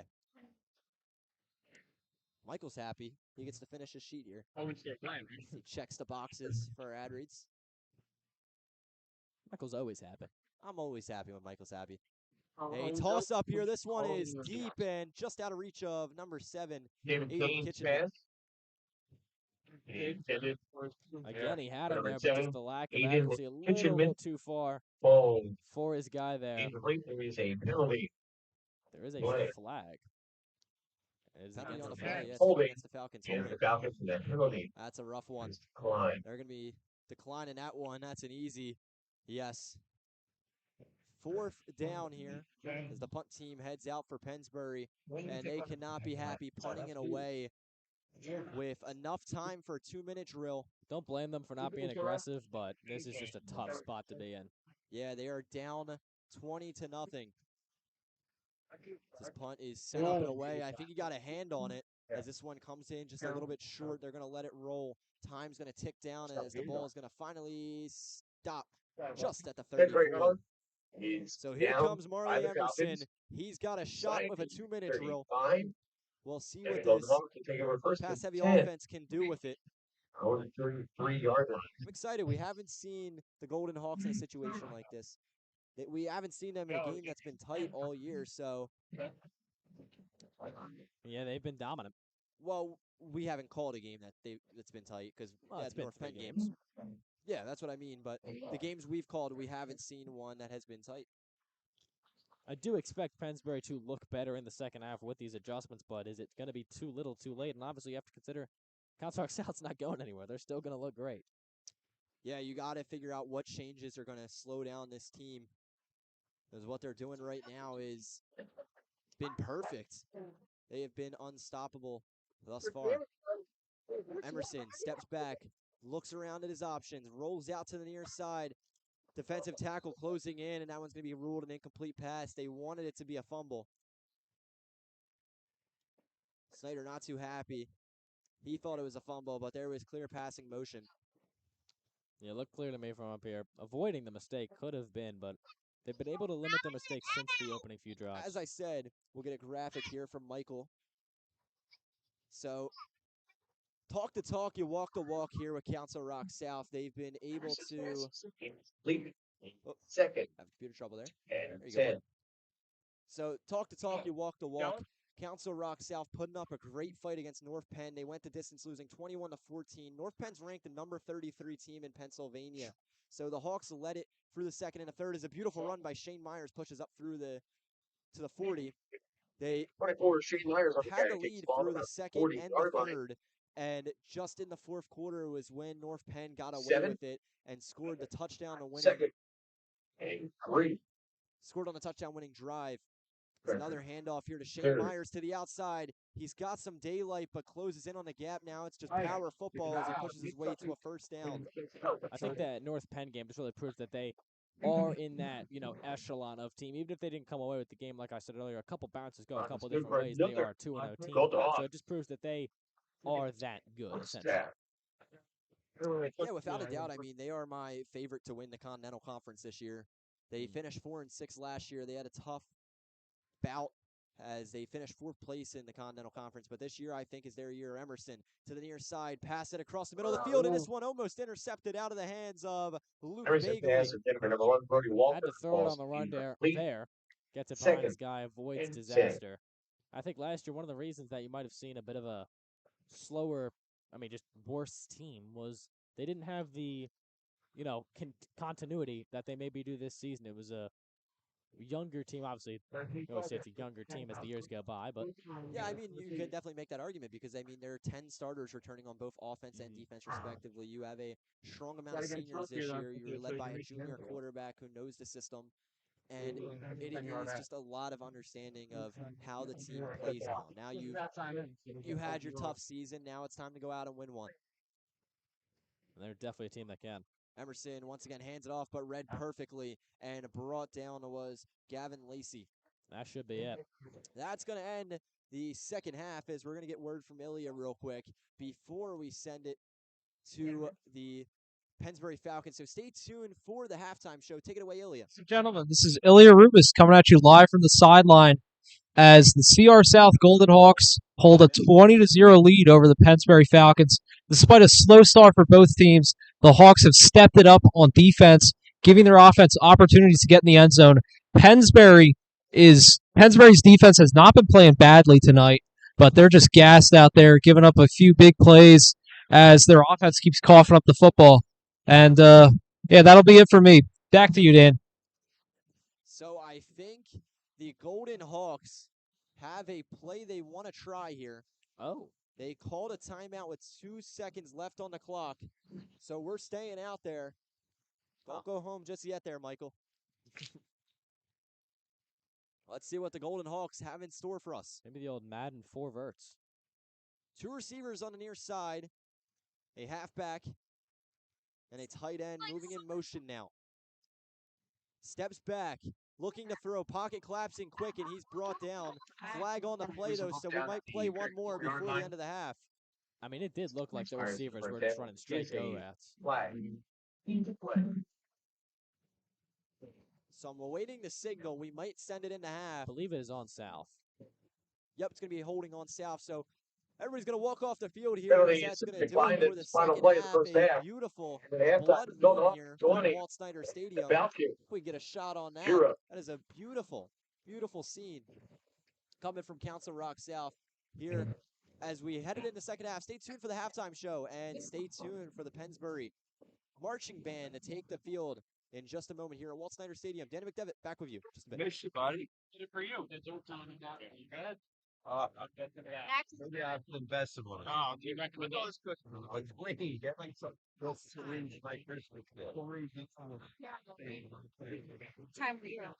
5. I stay on tonight. Concrete restaurant one time. So the next. Not great for that. Different genre. You were ahead of the trend.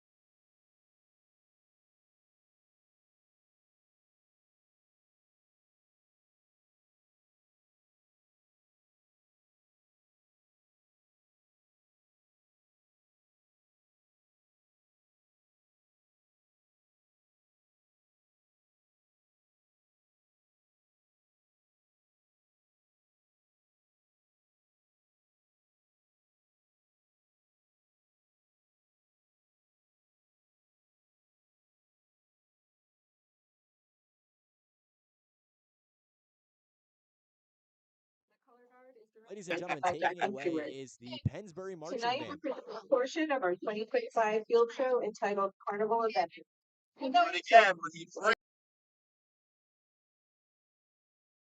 The field, 2025.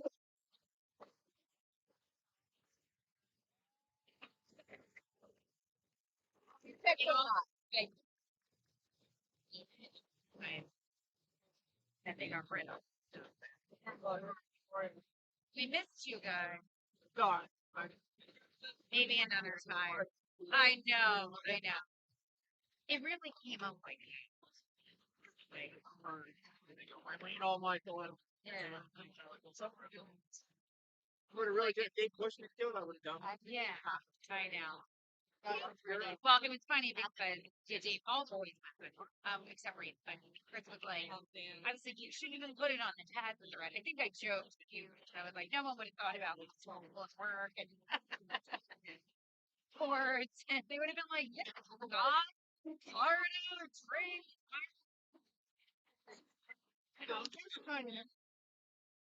What's that? What? Yeah, it's on. Oh, I thought you were talking about Nicole's mind. We was driving. No, that's It's all Major. Ethan Braverman, is your band ready? Oh, yeah. Right.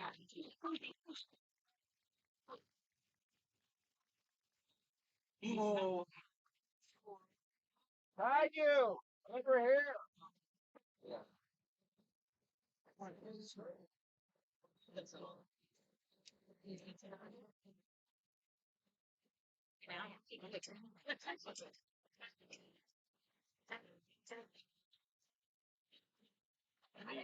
Got it.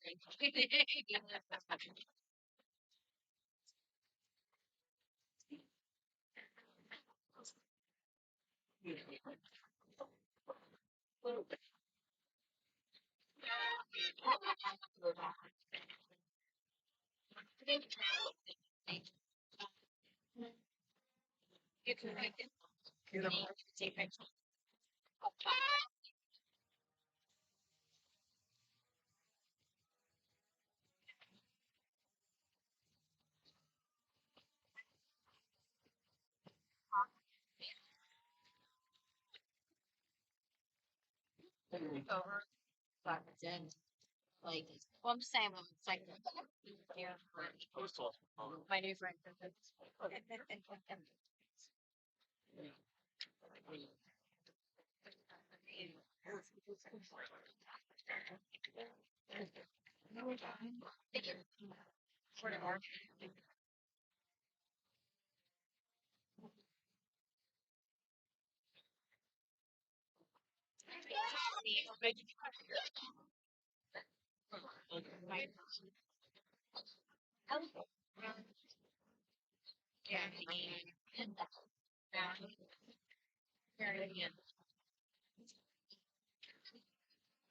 All right. I mean, I mean, I don't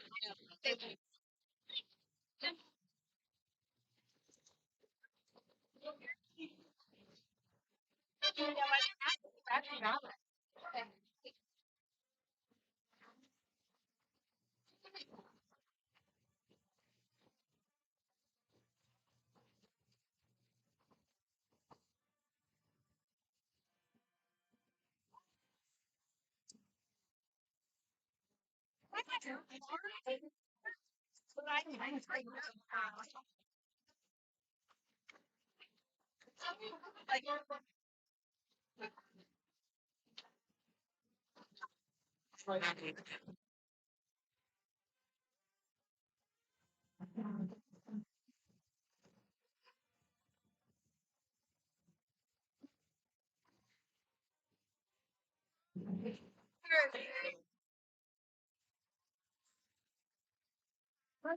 She wasn't even playing.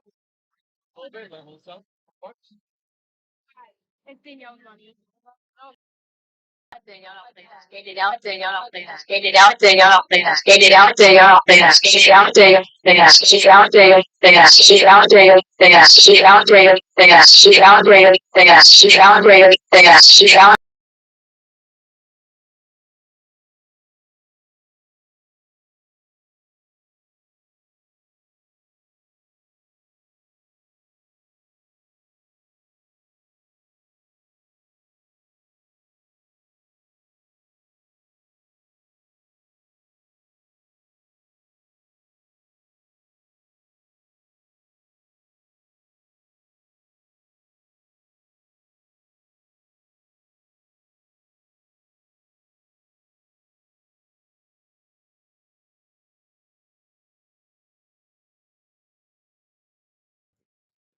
Good evening, ladies and gentlemen. Good This is evening, Ilya ladies and Rubis gentlemen. coming Good at you evening, live ladies and from the gentlemen. This is Pennsbury ladies and Falcons gentlemen. This is Pennsbury ladies and Falcons.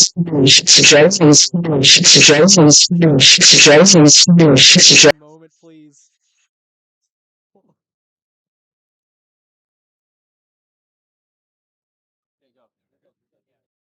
Coming at you live from the Walt Snyder Stadium as the CR South Golden Hawks take on the Pennsbury Falcons. CR South, CR South holds a commanding 20-0 lead in this game, despite a slow start from both offenses. Harrison, what have you seen tonight? I've seen a lot of CR South offense. I mean, they've been just holding the ball the whole time. Pennsbury can't really seem to hold down their offense. They need spark, someone to ignite their offense, like in general. Yeah, CR South dominating time of possession. Pennsbury's defense not even playing that badly. They're just so gassed that big plays are inevitable. Time of possession, big problem for this Pennsbury team, and they need a spark, that's for sure.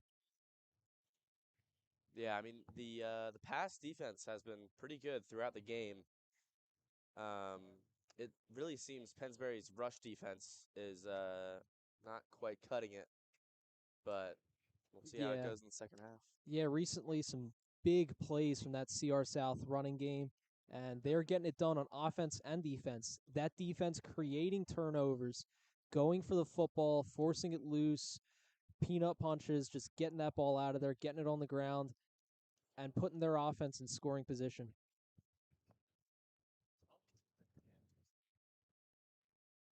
Yeah, and we have ourselves a game. Pennsbury's not out of this game yet. They're only down 3 scores. CR South staying aggressive. They went for 2 there on their last touchdown. But Pennsbury is not out of this yet. They definitely need a spark though. Yeah, I mean failed 2-point was that a failed snap or was that planned?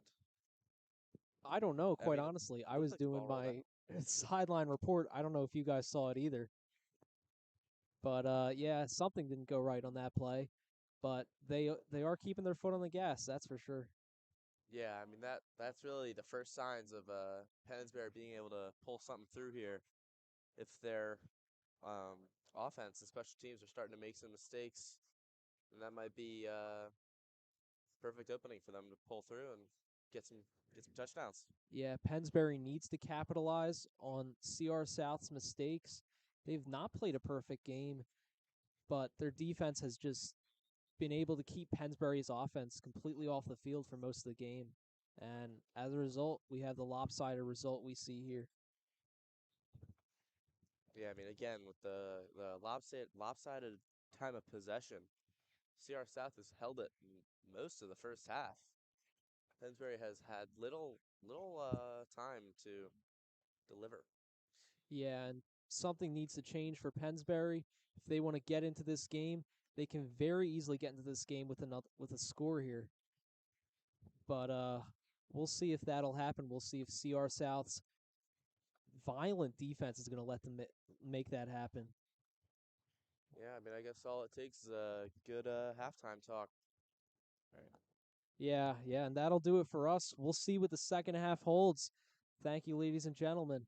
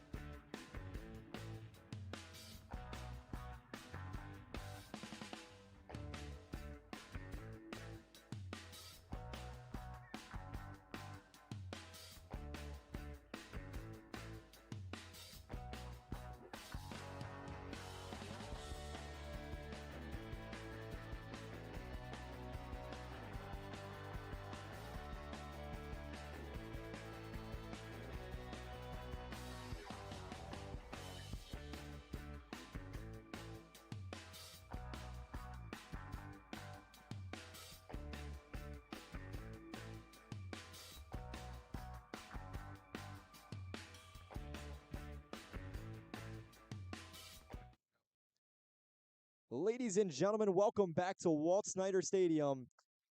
As the atmosphere is buzzing, clear skies, a light breeze, and temperatures just about 80 degrees. Ethan, how we feeling? It's a great night, a little bit warm, and like you said, just in a couple weeks when we're doing these games, it's going to be freezing out here, so we're going to enjoy this while it lasts. But great game of football so far for Council Rock South. They've just been doing the right things, really. They've been dominating them on both sides of the ball, forcing Pennsbury to escape their game plan. It just hasn't worked so far. Interested to see really what adjustments we're going to see from Pennsbury in the second half. We saw them try to make some early in the first half. It just really didn't work. They couldn't trying to get a rhythm. They were adjusting their safeties, trying to get out of the T formation. None of it worked. The long conversation at halftime, down by 20, trying to at least make this a game. So they'll get the ball first.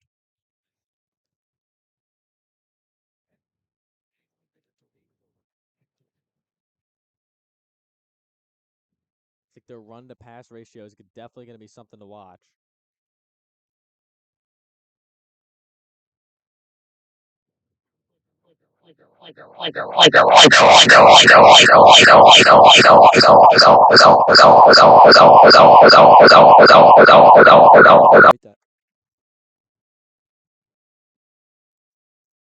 Pennsbury set here to get the ball.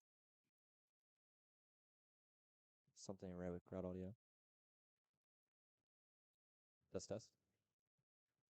I got you. Ladies and gentlemen, sorry about the technical difficulties. Back with you, Daniel McDevitt, joined by Ethan Whitney. So we're going to continue action here. Just had some audio troubles. Not the first. Not the first time. Definitely won't be the last. What can you do? So here we go. The Pennsbury Falcons, from their own 25, sent a pass off across the field. New quarterback. Yeah, new quarterback into the game. That's number 8, David Kane. He gets a lot of the play calls for Pennsbury, even when number 12, Jack Arndt, is out there. It is still David Kane getting the play calls for the Pennsbury Falcons. So we'll see how this change does the team. Interested to see if that means they're going to try to lean more on the passing or the running game here. Obviously intentional. Yeah, I don't know what it's going to come down to, but the change was made in the locker room, and they think David Kane's the guy who's going to get them back into this ball game. 20-0, handoff to the near side and met behind the line of scrimmage.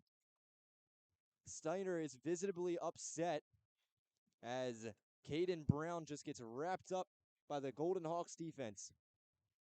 Golden Hawks defense looking strong once again. We saw them play a perfect first half of football. Now here they are, keeping that same energy in the third quarter.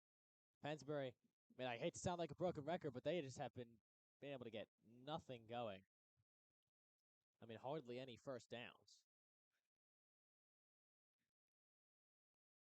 Critical third down now for the Pennsbury Falcons.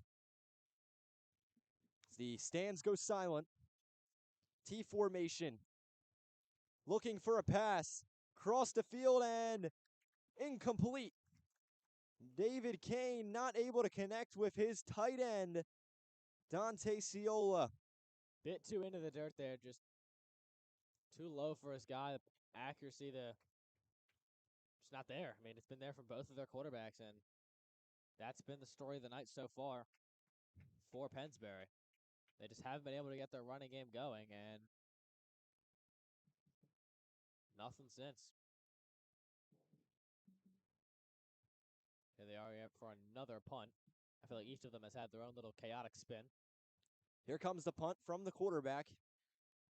A man of many hats, David Kane, sends this one to Council Rock South's 40. Not a bad punt. Now Marley Emerson, after having a strong first half, is going to get another chance on offense here. 10 minutes and 11 seconds left to go in the third quarter. They get their play call, and here they come marching out. Interested to see. I'd imagine they'd run the ball a little bit more, trying to kill some clock, control the rest of this game. You know, really not give Pennsbury the chance to try to make this 20-0 comeback, but also definitely going to see Marley Emerson use his arm. He is incredibly talented and looks incredibly comfortable, like we noted earlier. A aggressive defensive tackle pushes his way through. That was number 47, Sylvester Jones, but not enough as Myers pierces right through the B gap and escapes with 5 yards. There we go, immediately with that running game. And Pennsbury, they started off great. Each of these defenses started off perfect, but we've just seen maybe it's fatigue, maybe it's just not being able to read what they're doing, but it has seen much more success as the game has gone on. Emerson in the shotgun. Pennsbury playing up close. Hands it off here and tackled for a loss. They read that one like a book as Myers gets rattled. I mean, they play up close there, bring the safeties in like we saw them do early in the game, and they blow that one up. Passing down here, interested to see what each of these sides has. Like we said, though, Emerson has looked incredibly comfortable. And maybe some confusion here on the south sideline, but they get the play on. I think on this third down conversion, the safeties are going to be the tell here. If they press those safeties, the Golden Hawks are not going to fear passing. Don't want to go 3 and out. Maybe give your defense a bit of a rest here. The safeties are pressed up. 2 receivers on the far side. Let's see what the Golden Hawks choose to do. Man in motion. Emerson throws this one out. He's got wide open Brody Walker. And Brody is going to get about 30 yards with that pass. What a beautiful play out of the wide receiver. They take advantage of Pennsbury's aggressiveness. They get it to Walker in motion, get some wide receiver blockers in front of him, and he rips the big gain. They avoid the 3 and out, and that is just smart football. Great way to dice apart that Pennsbury defense using their aggressive tendencies against them. Anthony Semino, the guard there, with just a beautiful block, and it opened up the quick pass straight to Brody Walker. Gave him just enough time.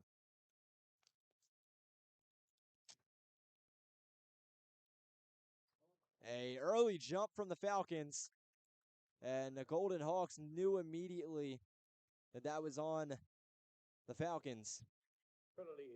We've seen very aggressive play out of Sylvester Jones, the junior. He stands all the way up when he's on the line. It's not something you see quite often, but he is just a speedy edge rusher. Absolutely, and that's been the sort of the key. They haven't been able to establish that dominance on the edge and inside the offensive line all night, but he has been sort of a shining light, I guess you could say. He's obviously got incredible talent, and interested to see how they continue to use him in this game. They've been moving him around quite a bit. A handoff and escaping through. He's got daylight and brought down at the 7. What a beautiful run by Gavin Lacey. Man, oh man. This Golden Hawks offense is in control. And Pennsbury, they just don't know what they want to try to stop. They try to stop the pass. They gush them up like that, just cutting right through the middle. Really touchdown-saving tackle there from the safety.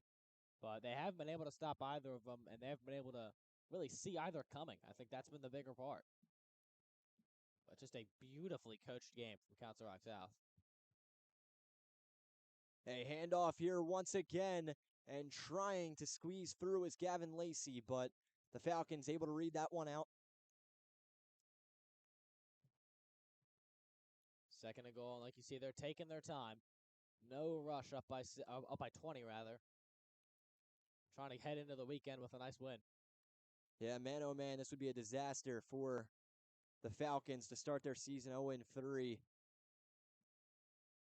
But it's becoming increasingly likely as this drive continues. Heavy back formation shown from the Golden Hawks. Emerson rolls out to the near side, but throws this one up and over the head there of good old Joey Madara. Tough play there for Emerson. We've seen him make that throw a couple times, but rolling out to his weak side, had to fit that in perfectly over the defensive back. Just could not quite put it where it needed to be. So now third and goal. Interested to see what they go for if they go back to the ground. 6 minutes, 22 seconds left to go here in the third quarter. Burning a lot of clock on this drive. Definitely, that's what you want to see out of your squad here if you're Coach Sidlick. A handoff here to Myers. and blown up at the line. They stop them on third, and that's exactly what the Falcons want in that situation. They might force the kick, but Emerson keeps his offense out there, and he's going to go get the play call from Coach Sidlick. I think the mentality here might just be, why not? You know, you put faith in your defense, pin it back inside their own 10-yard line. I like those odds if I'm Council Rock South, but also you could get the touchdown. So I think either way here, you're confident, especially with all the time you've already killed, but trust in your defense when they played so well tonight. Coach Sidlick with an all-time record of 15-16 here at Council Rock South could make it even with a win tonight. Take a timeout. And with that timeout, we have some winners to announce. And a big set the tone this season here let's look at the schedule real quick. There are plenty of games here on the Rally Sports Network. Cheltenham next week, which should be a great game, September 12th. Then Truman, we finally go to North to see how they square up against Truman. Then Cheltenham at North. Then we go to Souderton at South, Ben Salem at North, and finish it off with the Rock Bowl, North versus South. Cannot wait. Yeah, definitely. So let's see how they set the tone this season for Council Rock South. Now, an extremely tough schedule to start the season. They started off with 3 non-conference games against PHS, North Penn, and Frankfort High School. All of these teams with a combined record of 25-12 last season, so they are just good squads. Like we said, North Penn ranked number 36 in Pennsylvania, so these are just great squads. Now on 4th down, here we go. Watch the one-on-one at the bottom of your screen. Yeah, definitely. This could be a big scene. Fakes the handoff. Emerson throws this across the middle of the field, and no one's there. They stop him on 4th, and Pennsbury gain the ball. Yeah, it seems like a miscommunication there. There's no one there where he threw that ball, and the Pennsbury defensive line forced him to make a quick decision, get the stop, but now they're pinned back inside their own 10. Again, the winning ticket number. We got a report here coming from Ilya. We'll send it down to him. Ilya, take it away. Second half.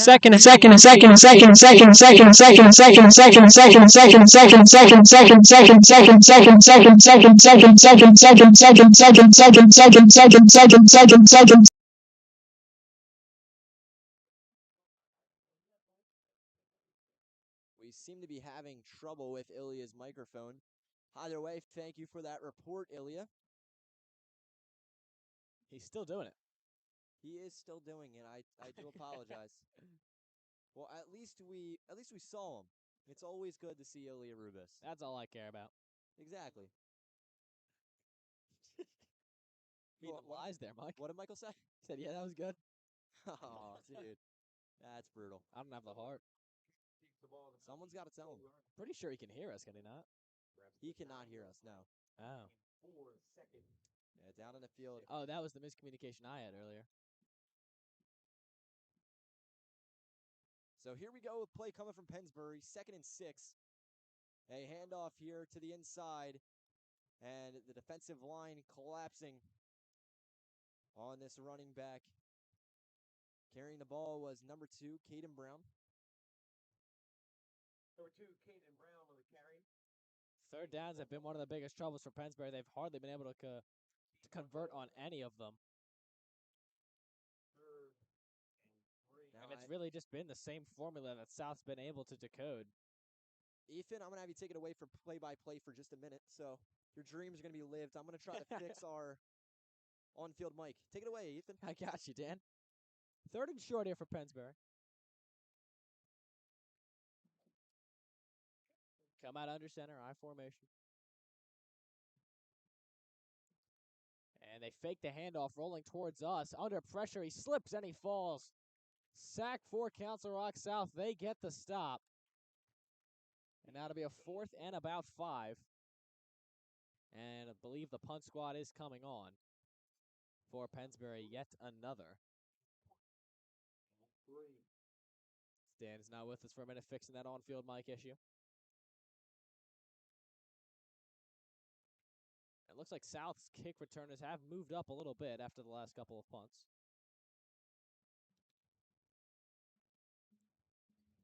This one's booted away. Pretty close field at the 39-yard line, trying to find some space. Physical block there from Council Rock South, but it'll be met by a horde of Pennsbury Falcons. But the physical block there coming from number 4, that is Owen Okel, setting the tone on that side of the ball. And looks like we have a Falcon slow to get up after that one. We'll get a word from Finney McGee's. Hey, if you're looking for a great spot to hang out, follow me over to Finney McGee's Pub, voted Best Irish Bar 2 years running in 2024 and 25, and this year's winner for Best Late Night Dining. Happy hour is the place to be, Monday through Thursday from 3 to 7 with $2.50 domestic bottles and some awesome food special. And every other Tuesday, you can test your knowledge with Trivia Night. Finney's is also the perfect place to get all your favorite sports games, so make sure you're following Finney McGee's Pub on Facebook and Instagram to stay up to date on specials and happenings. That's Finney McGee's Pub, 1400 Farragut Avenue, right in Bristol Borough. We'll see you there. Dress to the Nines. At Dress to the Nine, you can turn your Chanel, Hermes, Gucci, and Louis Vuitton into cash without the hassle. With expert authentication, white glove service, and top dollar payouts, we make luxury resale effortless. Your style deserves a second life. Let us do the work at Dress to the Nines. Let's see how the standings shake up here, as Michael's going to get us a view of the standings. Sauderton 2-0, CR South right behind them at 1-1. So things are shaking up to be quite a good matchup at the end of the season. If we go to our schedule here, our broadcast schedule, we have that game with Sauderton later in the season. That's Sauderton at South. So that will be a huge game. Both squads are already showing to be top of the conference teams. So it's going to be incredible to see how that one goes. I can't wait to call it, Ethan. Absolutely. Welcome back, by the way. Thank you, thank you. I knew you missed me. I did. So I believe we got Ilya's mic fixed. We'll surely find out, but hey, if we can mute his mic, I think that's a win for everybody.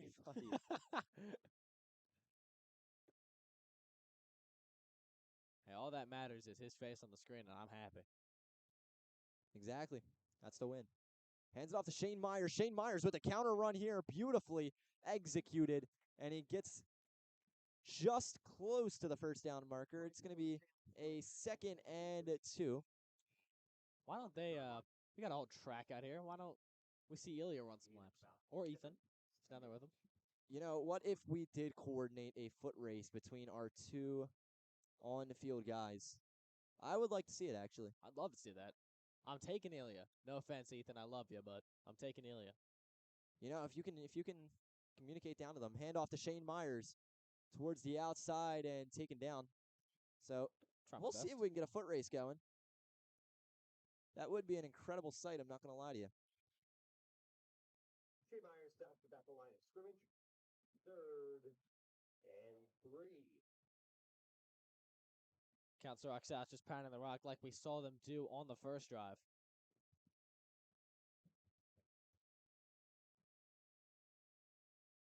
Trying to convince them behind the scenes here. Hey, it's the little things. Ilya Man in motion is going to be Brody Walker. Emerson gets the ball knocked out, but it looks like a Council Rock South guard falls on top of it. And that was number 74 diving onto it, Mickey Tramp. Good recovery there from Council Rock South, avoiding the turnover. Looks like word has reached our on-field reporters.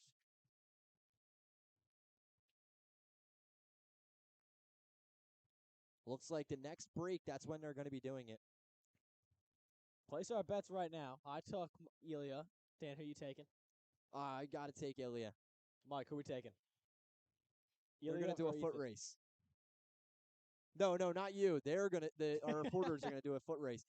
Emerson throws a pass, and this one through the legs there of number 9, good old Dan Horn. No man's land there. You understand the call just a bit low for his guy. Mike, who you taking, Ilya or Ethan in a foot race? He takes Ilya. Harrison, Ilya or Ethan in a foot race? Ilya or Ethan in a foot race? Mike, can you pass the word on to him? Ask Harrison the question.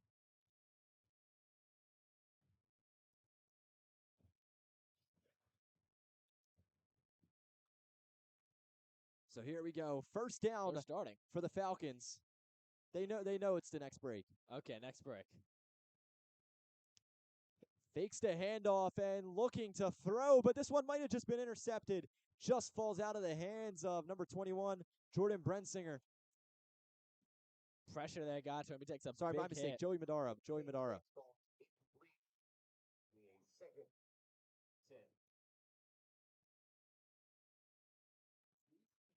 Not seeing either of them do any stretching. They got to get ready. It's a big race for them. Now, do communicate it to Harrison that he needs to get a shot of this. Harrison, next break, we need a shot of the foot race. Get a good zoom of it. Good zoom. Do you know where they're racing to? That's what I'm trying to figure out currently. I just think they should do a lap. Nah, you can't do a whole lap. Handoff here. Getting to the outside is Noah McArdle. Pushing his way through and stopped with just 3 yards to go to the first down. It's going to be a 3rd and 3. I mean, Ilya's pretty fast.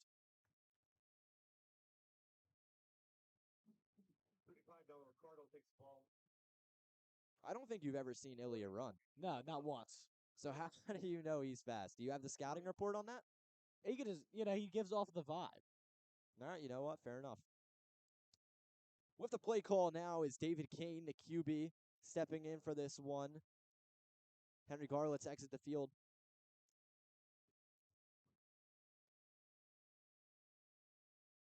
Tosses this one, a good pitch, and it might just get him the first down. It does, and a little bit of change. A beautiful pitch and catch from David Kane, connecting straight to Noah McArdle. Well-executed play. And they got the first down. Keep the chains moving. We have word on the distance. They're going from the CR South bench, or maybe that 30-yard line marker, to the camera. As the time ticks down, it's the moment everyone's been waiting for. It's not happening just yet. So here we go. We're going to get the camera on them. As we head into the 3rd quarter, we're going to get our foot race of the Council Rock South. Oh, Ethan's locked. Here they go, off and away. The track begins. Ilya's fading. Ethan to the finish line. I think it's going to be Ethan. Wow. Gets the victory in Ilya. the Rally Sports Network foot race. And what a beautiful one. They both think they won. They both think they won, but honestly, I think we got to give it to Ethan. I think we're giving it to him. And what a scene here. We like to have fun here. We could have had his mic going during that. We should have had his mic going. And I think we got to keep that as a tradition. Yeah. That's got to be a tradition. Who's next? Who's next on the schedule? Whoever is the next on-field reporter and on-field camera will be doing a foot race. That's awesome. We gotta get a report from him in a minute to see how he's feeling down there. He says his shoes were loose. Sure they were. Here we go. The Falcons look to hand this one off. Number 34, Luke Bagley, pushes his way up through the middle, and that's going to be a 2nd and 5 coming up. Back to the original starting quarterback, so interesting decision.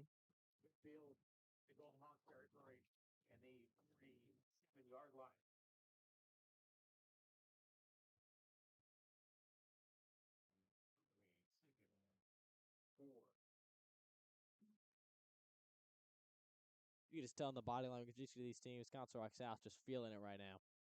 As they look to just run down the remaining minutes of this game. Yeah, honestly, I mean, this is kind of where you got to pick up what you're doing here if you're Pennsbury. This is where the run game just does not work. You're down by 20. You're handing it off here in the 4th quarter. You got to save your time. But just I say as a pass goes up and over the head of number 16, Henry Garlitz. Got a bit of a quarterback rotation working right now. Interesting to see. And it looks like we have a down to Falcon. So we'll step aside here. See if you can take it away from word from our sponsor. Transcend Fitness. Tonight's broadcast is brought to you by Transcend Fitness Club, Newtown's premier boutique-style fitness experience. With over 8,000 square feet of brand-new name-brand equipment, an outdoor running trail, and a state-of-the-art outdoor fitness rig, Transcend takes every workout further. From professional training to group fitness to small group sessions and their specialized speed school for high school athletes, Transcend is where results are built and records are broken. Sending it down to Ilya.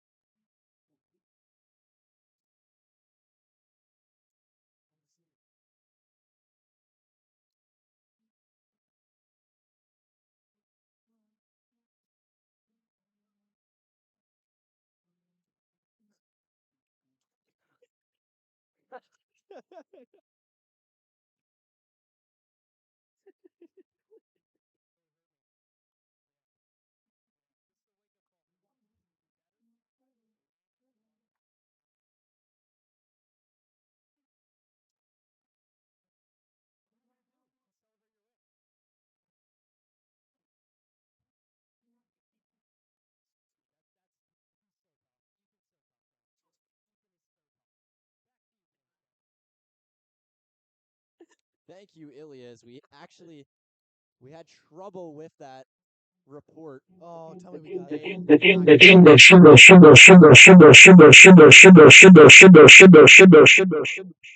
Did we not get that? We did not get that. No. So Tell him to run it back. can't do that. But Can do a lot. dang, that's rough. Dan, I'm down to have a. Can you get your hot dog wrapper off our broadcast booth, It's please? not on the broadcast booth. You took it out of my pocket. What? Yeah. It was sitting here on the stop. You're gaslighting me. All right. Gaslighting's not real. You're just crazy.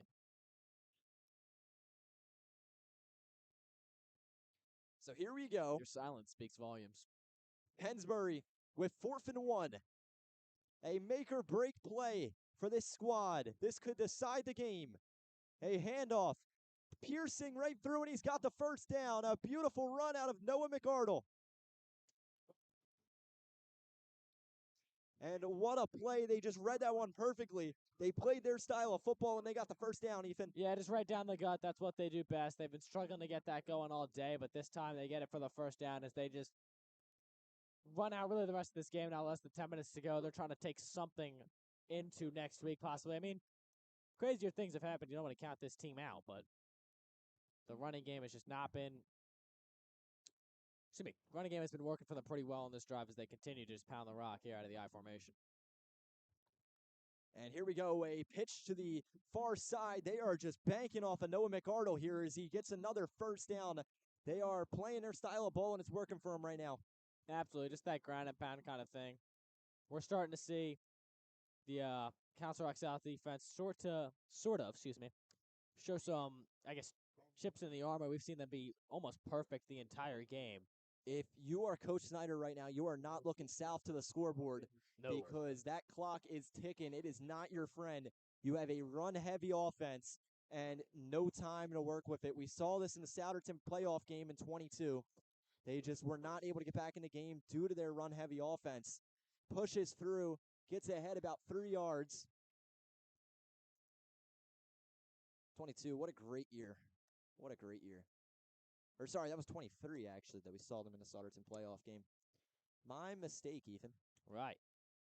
I was on the roof of a broadcast booth. It was near 10 degrees out, freezing winds, and I've never been colder in my life. All Actually, for a no. loss. Yeah, all for a loss. All for a loss. My alma mater playing, Pennsbury. They handed off. That was a triple option, and it goes to Augustus Reeves, the shorter running back, 5'4", 130 pounds. A little Darren Sproles action. Yeah, Darren Sproles, you know. I mean, Got the a lot triple to grow option. into. He's sophomore. Triple option. I mean, it's a fine play, but Council Rock South just had it read out the whole time. And when you haven't threatened with the passing attack, they don't have to respect it, and they haven't. Obviously working pretty well for them here. I mean, each of these teams, especially Pennsbury, looking just for something to take into the weekend. Here we go. The Golden Hawks look to stop them on 3rd down, but the Pennsbury Falcons hand this one off up through the middle. And a beautiful play out of the Pennsbury Falcons as they move this ball up just enough to play it on 4th down. And you know they're staying out there with that time ticking down. 7 minutes and 30 seconds left to go here in this quarter. This is getting really bad for the Falcons quick. Yeah, no choice at this point of the game but to keep your offense out there. Just keep grounding and pounding with the rock. I mean, that's been their formula. Hasn't had great success, but here they are. Try to get them the And jump. here we go, a big 4th down. They're going to QB sneak it up through the middle. An illegal play, they do it.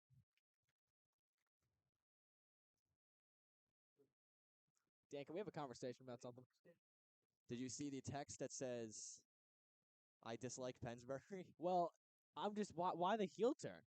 The heel turn, You're Listen. a graduate. Listen, I graduated from Pennsbury High School. I called games for Pennsbury High School. You grew up at Pennsbury High School. You were I grew up formulated. with Pennsbury High School. Where would you be without them? But But I sit here in the booth, oh my God, and do you see what sideline I sit here on? you I sit sit here in on the Golden Hawks stands. sideline. I am in the stands, but I'm on the Golden Hawks stands, all right? Well, next because there's no power in the away stands. And you know what? I went out yesterday, and I said, you know what? People are going to think Dan's a Pennsbury graduate. He's probably pulling for Pennsbury. So pull for the other side. No. I went out and got a golden tie, So go pull for the other side. Pull for the other side.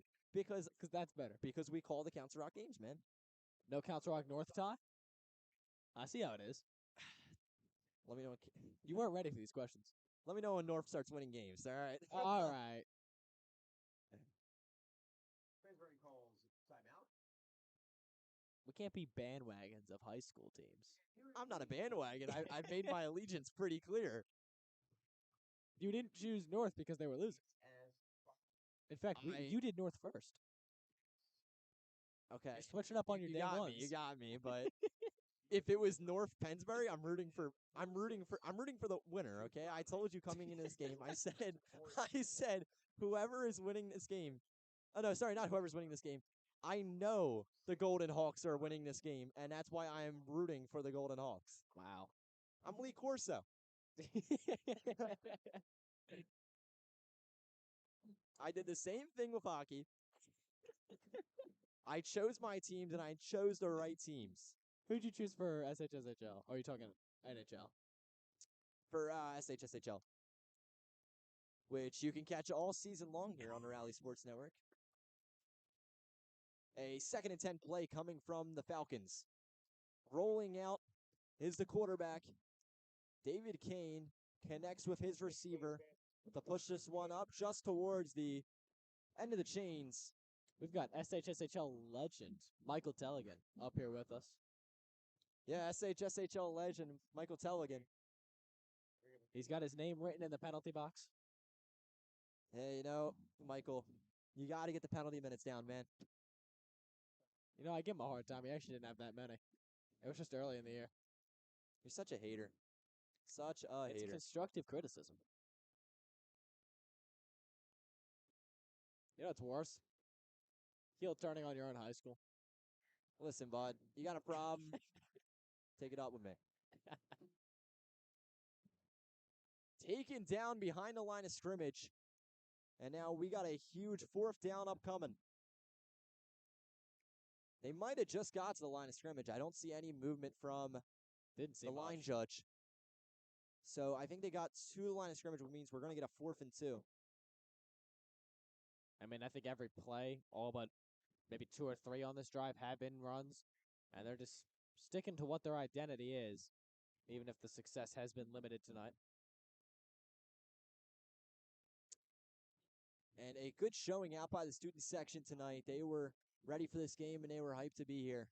5 minutes left to go. A timeout called by the Golden Hawks. And we'll get a word from our sponsors. Finney McGee's Pub. Hey, if you're looking for a great spot to hang out, follow me over to Finney McGee's Pub. Voted Best Irish Bar 2 years running in 2024 and 25, and this year's winner for Best Late Night Dining. Happy hour is the place to be Monday through Thursday, 3 to 7, with $2.50 domestic bottles and some awesome food specials. And every other Tuesday, you can test your knowledge with Trivia Night. Finney's is also the perfect place to catch all your favorite sports games, so make sure you're following Finney McGee's Pub on Facebook and Instagram to stay up to date on specials and happenings. That's Finney McGee's Pub, 1400 Farragut Avenue, right in Bristol Borough. We'll see you there. Dress the Nines. At Dress the Nine, you can turn your Chanel, Hermes, Gucci, and Louis Vuitton into cash without the hassle. With expert authentication, white glove service, and top dollar payouts, we make luxury resale effortless. Your style deserves a second life. Let us do the work at Dress to the Nines. Pennsbury takes the field once more on a 4th and short. 4th and short. They've seen this before already. With 5 minutes left to go, they'll see what they can do. Flag's blown. I think we got an early jump. This one's going to be on the Golden Hawks, and that's going to be a 1st down for the Falcons. and a clock stoppage. More importantly, you got to start playing with time management in this ball game. I mean, you love to see even late in this ball game, you can see the Council Rock South coaching staff not happy, and that's something you love to see as a Golden Hawk fan or a player. Even your coach is that upset over something when you're up by 20 with 5 minutes to go.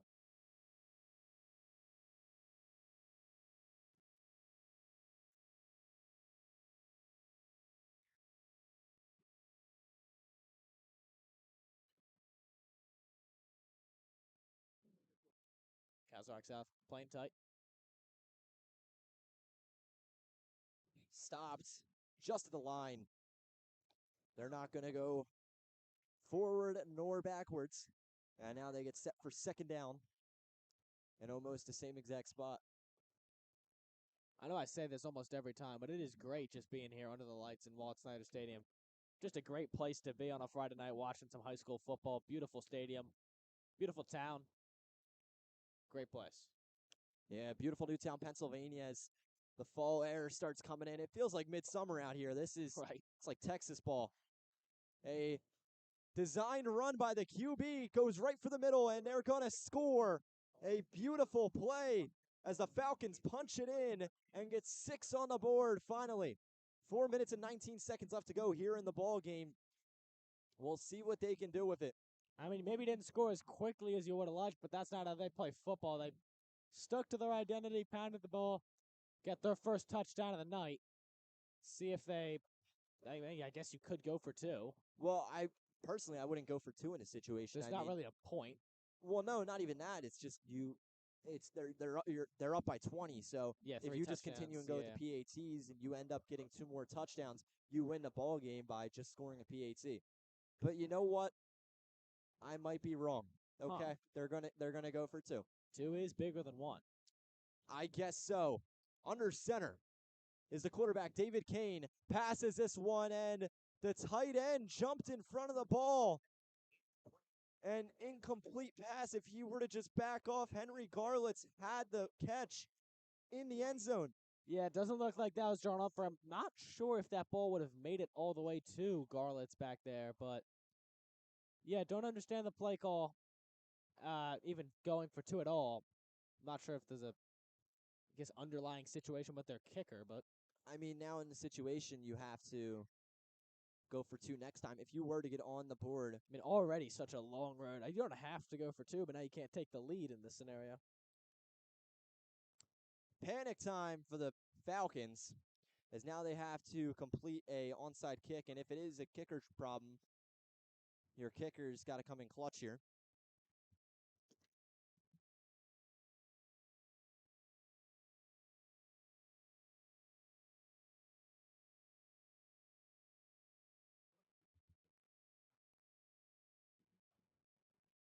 So while we're waiting,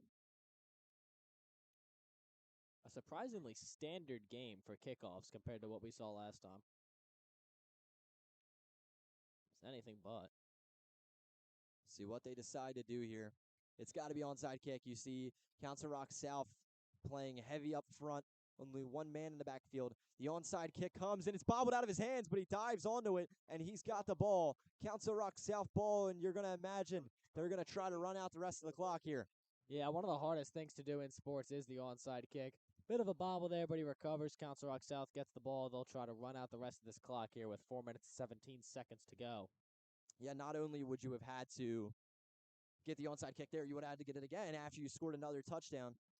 Optics aren't great. But the running game's been great all night as the center, I believe, fell down. But been great for them all night. Now they're going to try to send him home. Plays set. Handoff to Shane Myers. He's been reliable all night. Gets 5. Yeah, Myers arguably the MVP of this game for Council Rock South. Just a constant source of yardage, really, for them. He has been great. The 2 touchdowns, I believe, he has been spectacular. I mean, they simply just don't do this tonight without him.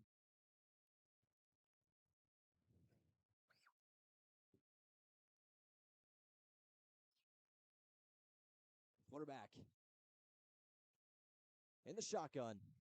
Snap count, and that's an early jump. That's got to be a flag. Number 34 there Luke Bagley just too excited. And you see that often. Obviously, it's not whether or not if they bite; it's whether or not if they cross the line of scrimmage. We saw a couple flinches earlier from the, I believe it was the Council Rock South defense. No flag this time, very clearly over the line of scrimmage for a free 5 yards and a first down. This is a big school here, Pennsbury. I mean, this is a statement win for the Council Rock South Golden Hawks. Not to jump ahead too early, but this would be a statement win for the Golden Hawks. I mean, you went the distance with North Penn, and now you have this incredible win under your belt as Shane Myers brought down the line of scrimmage. Pennsbury is a storied school. This is a tough school to beat. This isn't a walk in the park by any means. A tough school to beat, but an easy school to leave. Just abandon. All right, man. Listen, I'm done. I'm gonna root for this school. I'm calling. I'm done. We got next door a Pennsbury squad, so we got to root for the Golden Hawks. All right.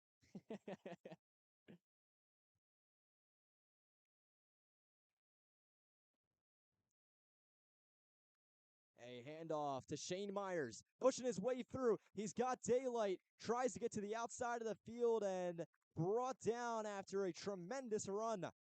Why not? I mean, he's already had such a great night. Why not add a little bit more?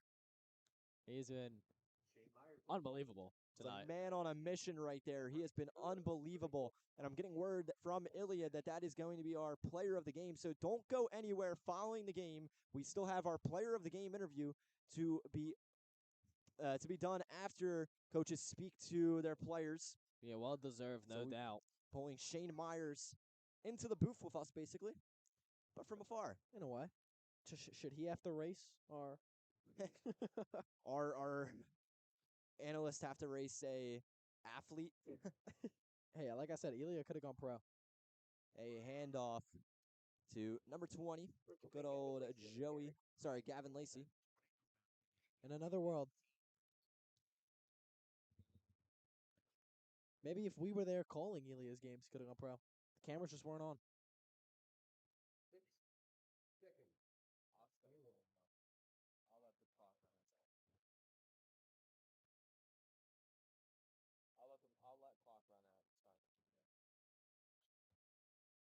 Clock is absolutely burning right now. This is no reason not good. Are we seeing more of the flips from we saw the last time? I think they're warming up for it. They're going to go pro.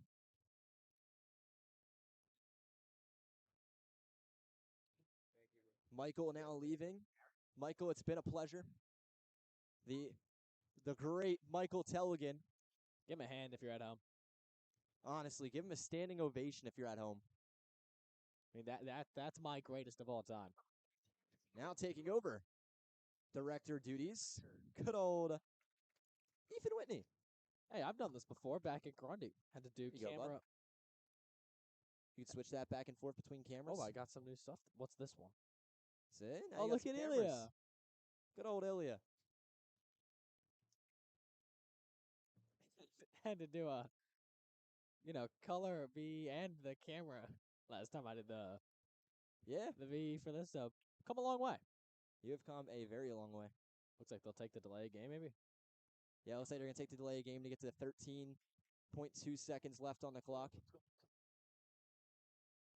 Rock South returns to action right here at Walt Snyder Stadium. So we get another shot at running the ball before the final seconds tick away. Could just take a knee. Ilya Rubis bringing us our post-game interview. So stay tuned. Don't go anywhere. As we're going to get our final play of the game here. Council Rock South tentatively could win 20-6 if they kill 13 seconds off the clock. Victory formation here. Victory formation, but they're going to hand it off one final time, pushing his way through, looking for a touchdown, but does not get it. And Snyder's going to let the clock run off. A flag on the play. So time is going to stop, but nope, it's going to keep running. They're going to end it there. The flag's going to be picked up, and ladies and gentlemen, The final score of tonight's ball game, 20-6. The Council Rock South Golden Hawks take the victory in this ball game. And Ethan, break it down for us. What a win. I mean, yeah, they just dominated in the trenches. We previewed that a little bit on the pregame show, talking about how this was going to be a game won and lost in the trenches, and they dominated. They got South to go off with their game plan. They beat them through the air. They beat them on the ground. Pennsbury simply had no answers. Their defense, for the second straight game we've called, was almost flawless. I mean, they were phenomenal. So, Pennsbury, it's a tough loss, but you're up against what looks like a really, really good Council Rock South team. And like you said, we get to call most of this team's games. Very excited to do that. This is a damn good football team, and you can't help but be excited for Council Rock South fans and defectors. So we're going to send it down to Ilya for a mic check real quick. Yep, we got you. Perfect. So we got Ilya. That's good. Great to hear.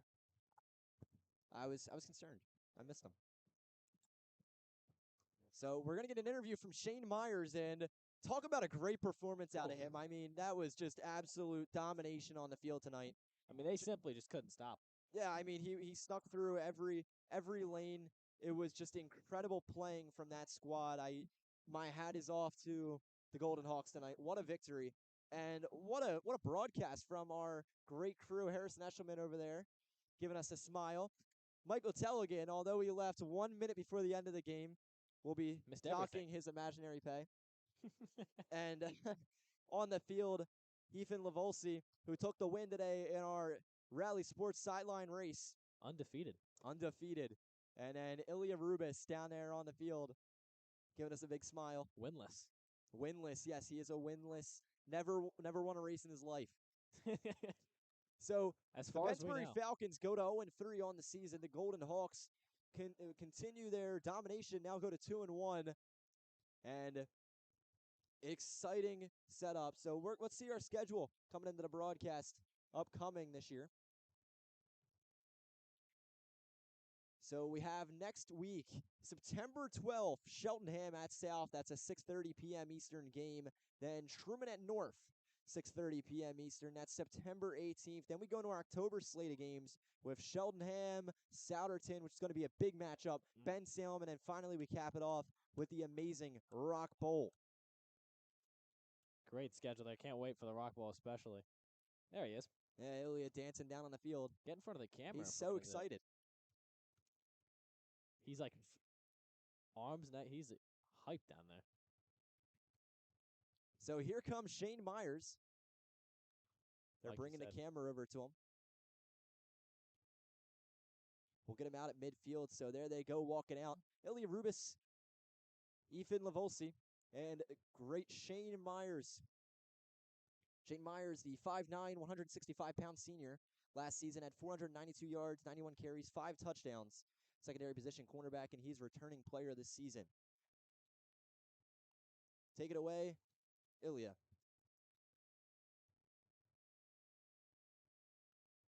Just give us 1 second. Harrison, you want to put the camera on him?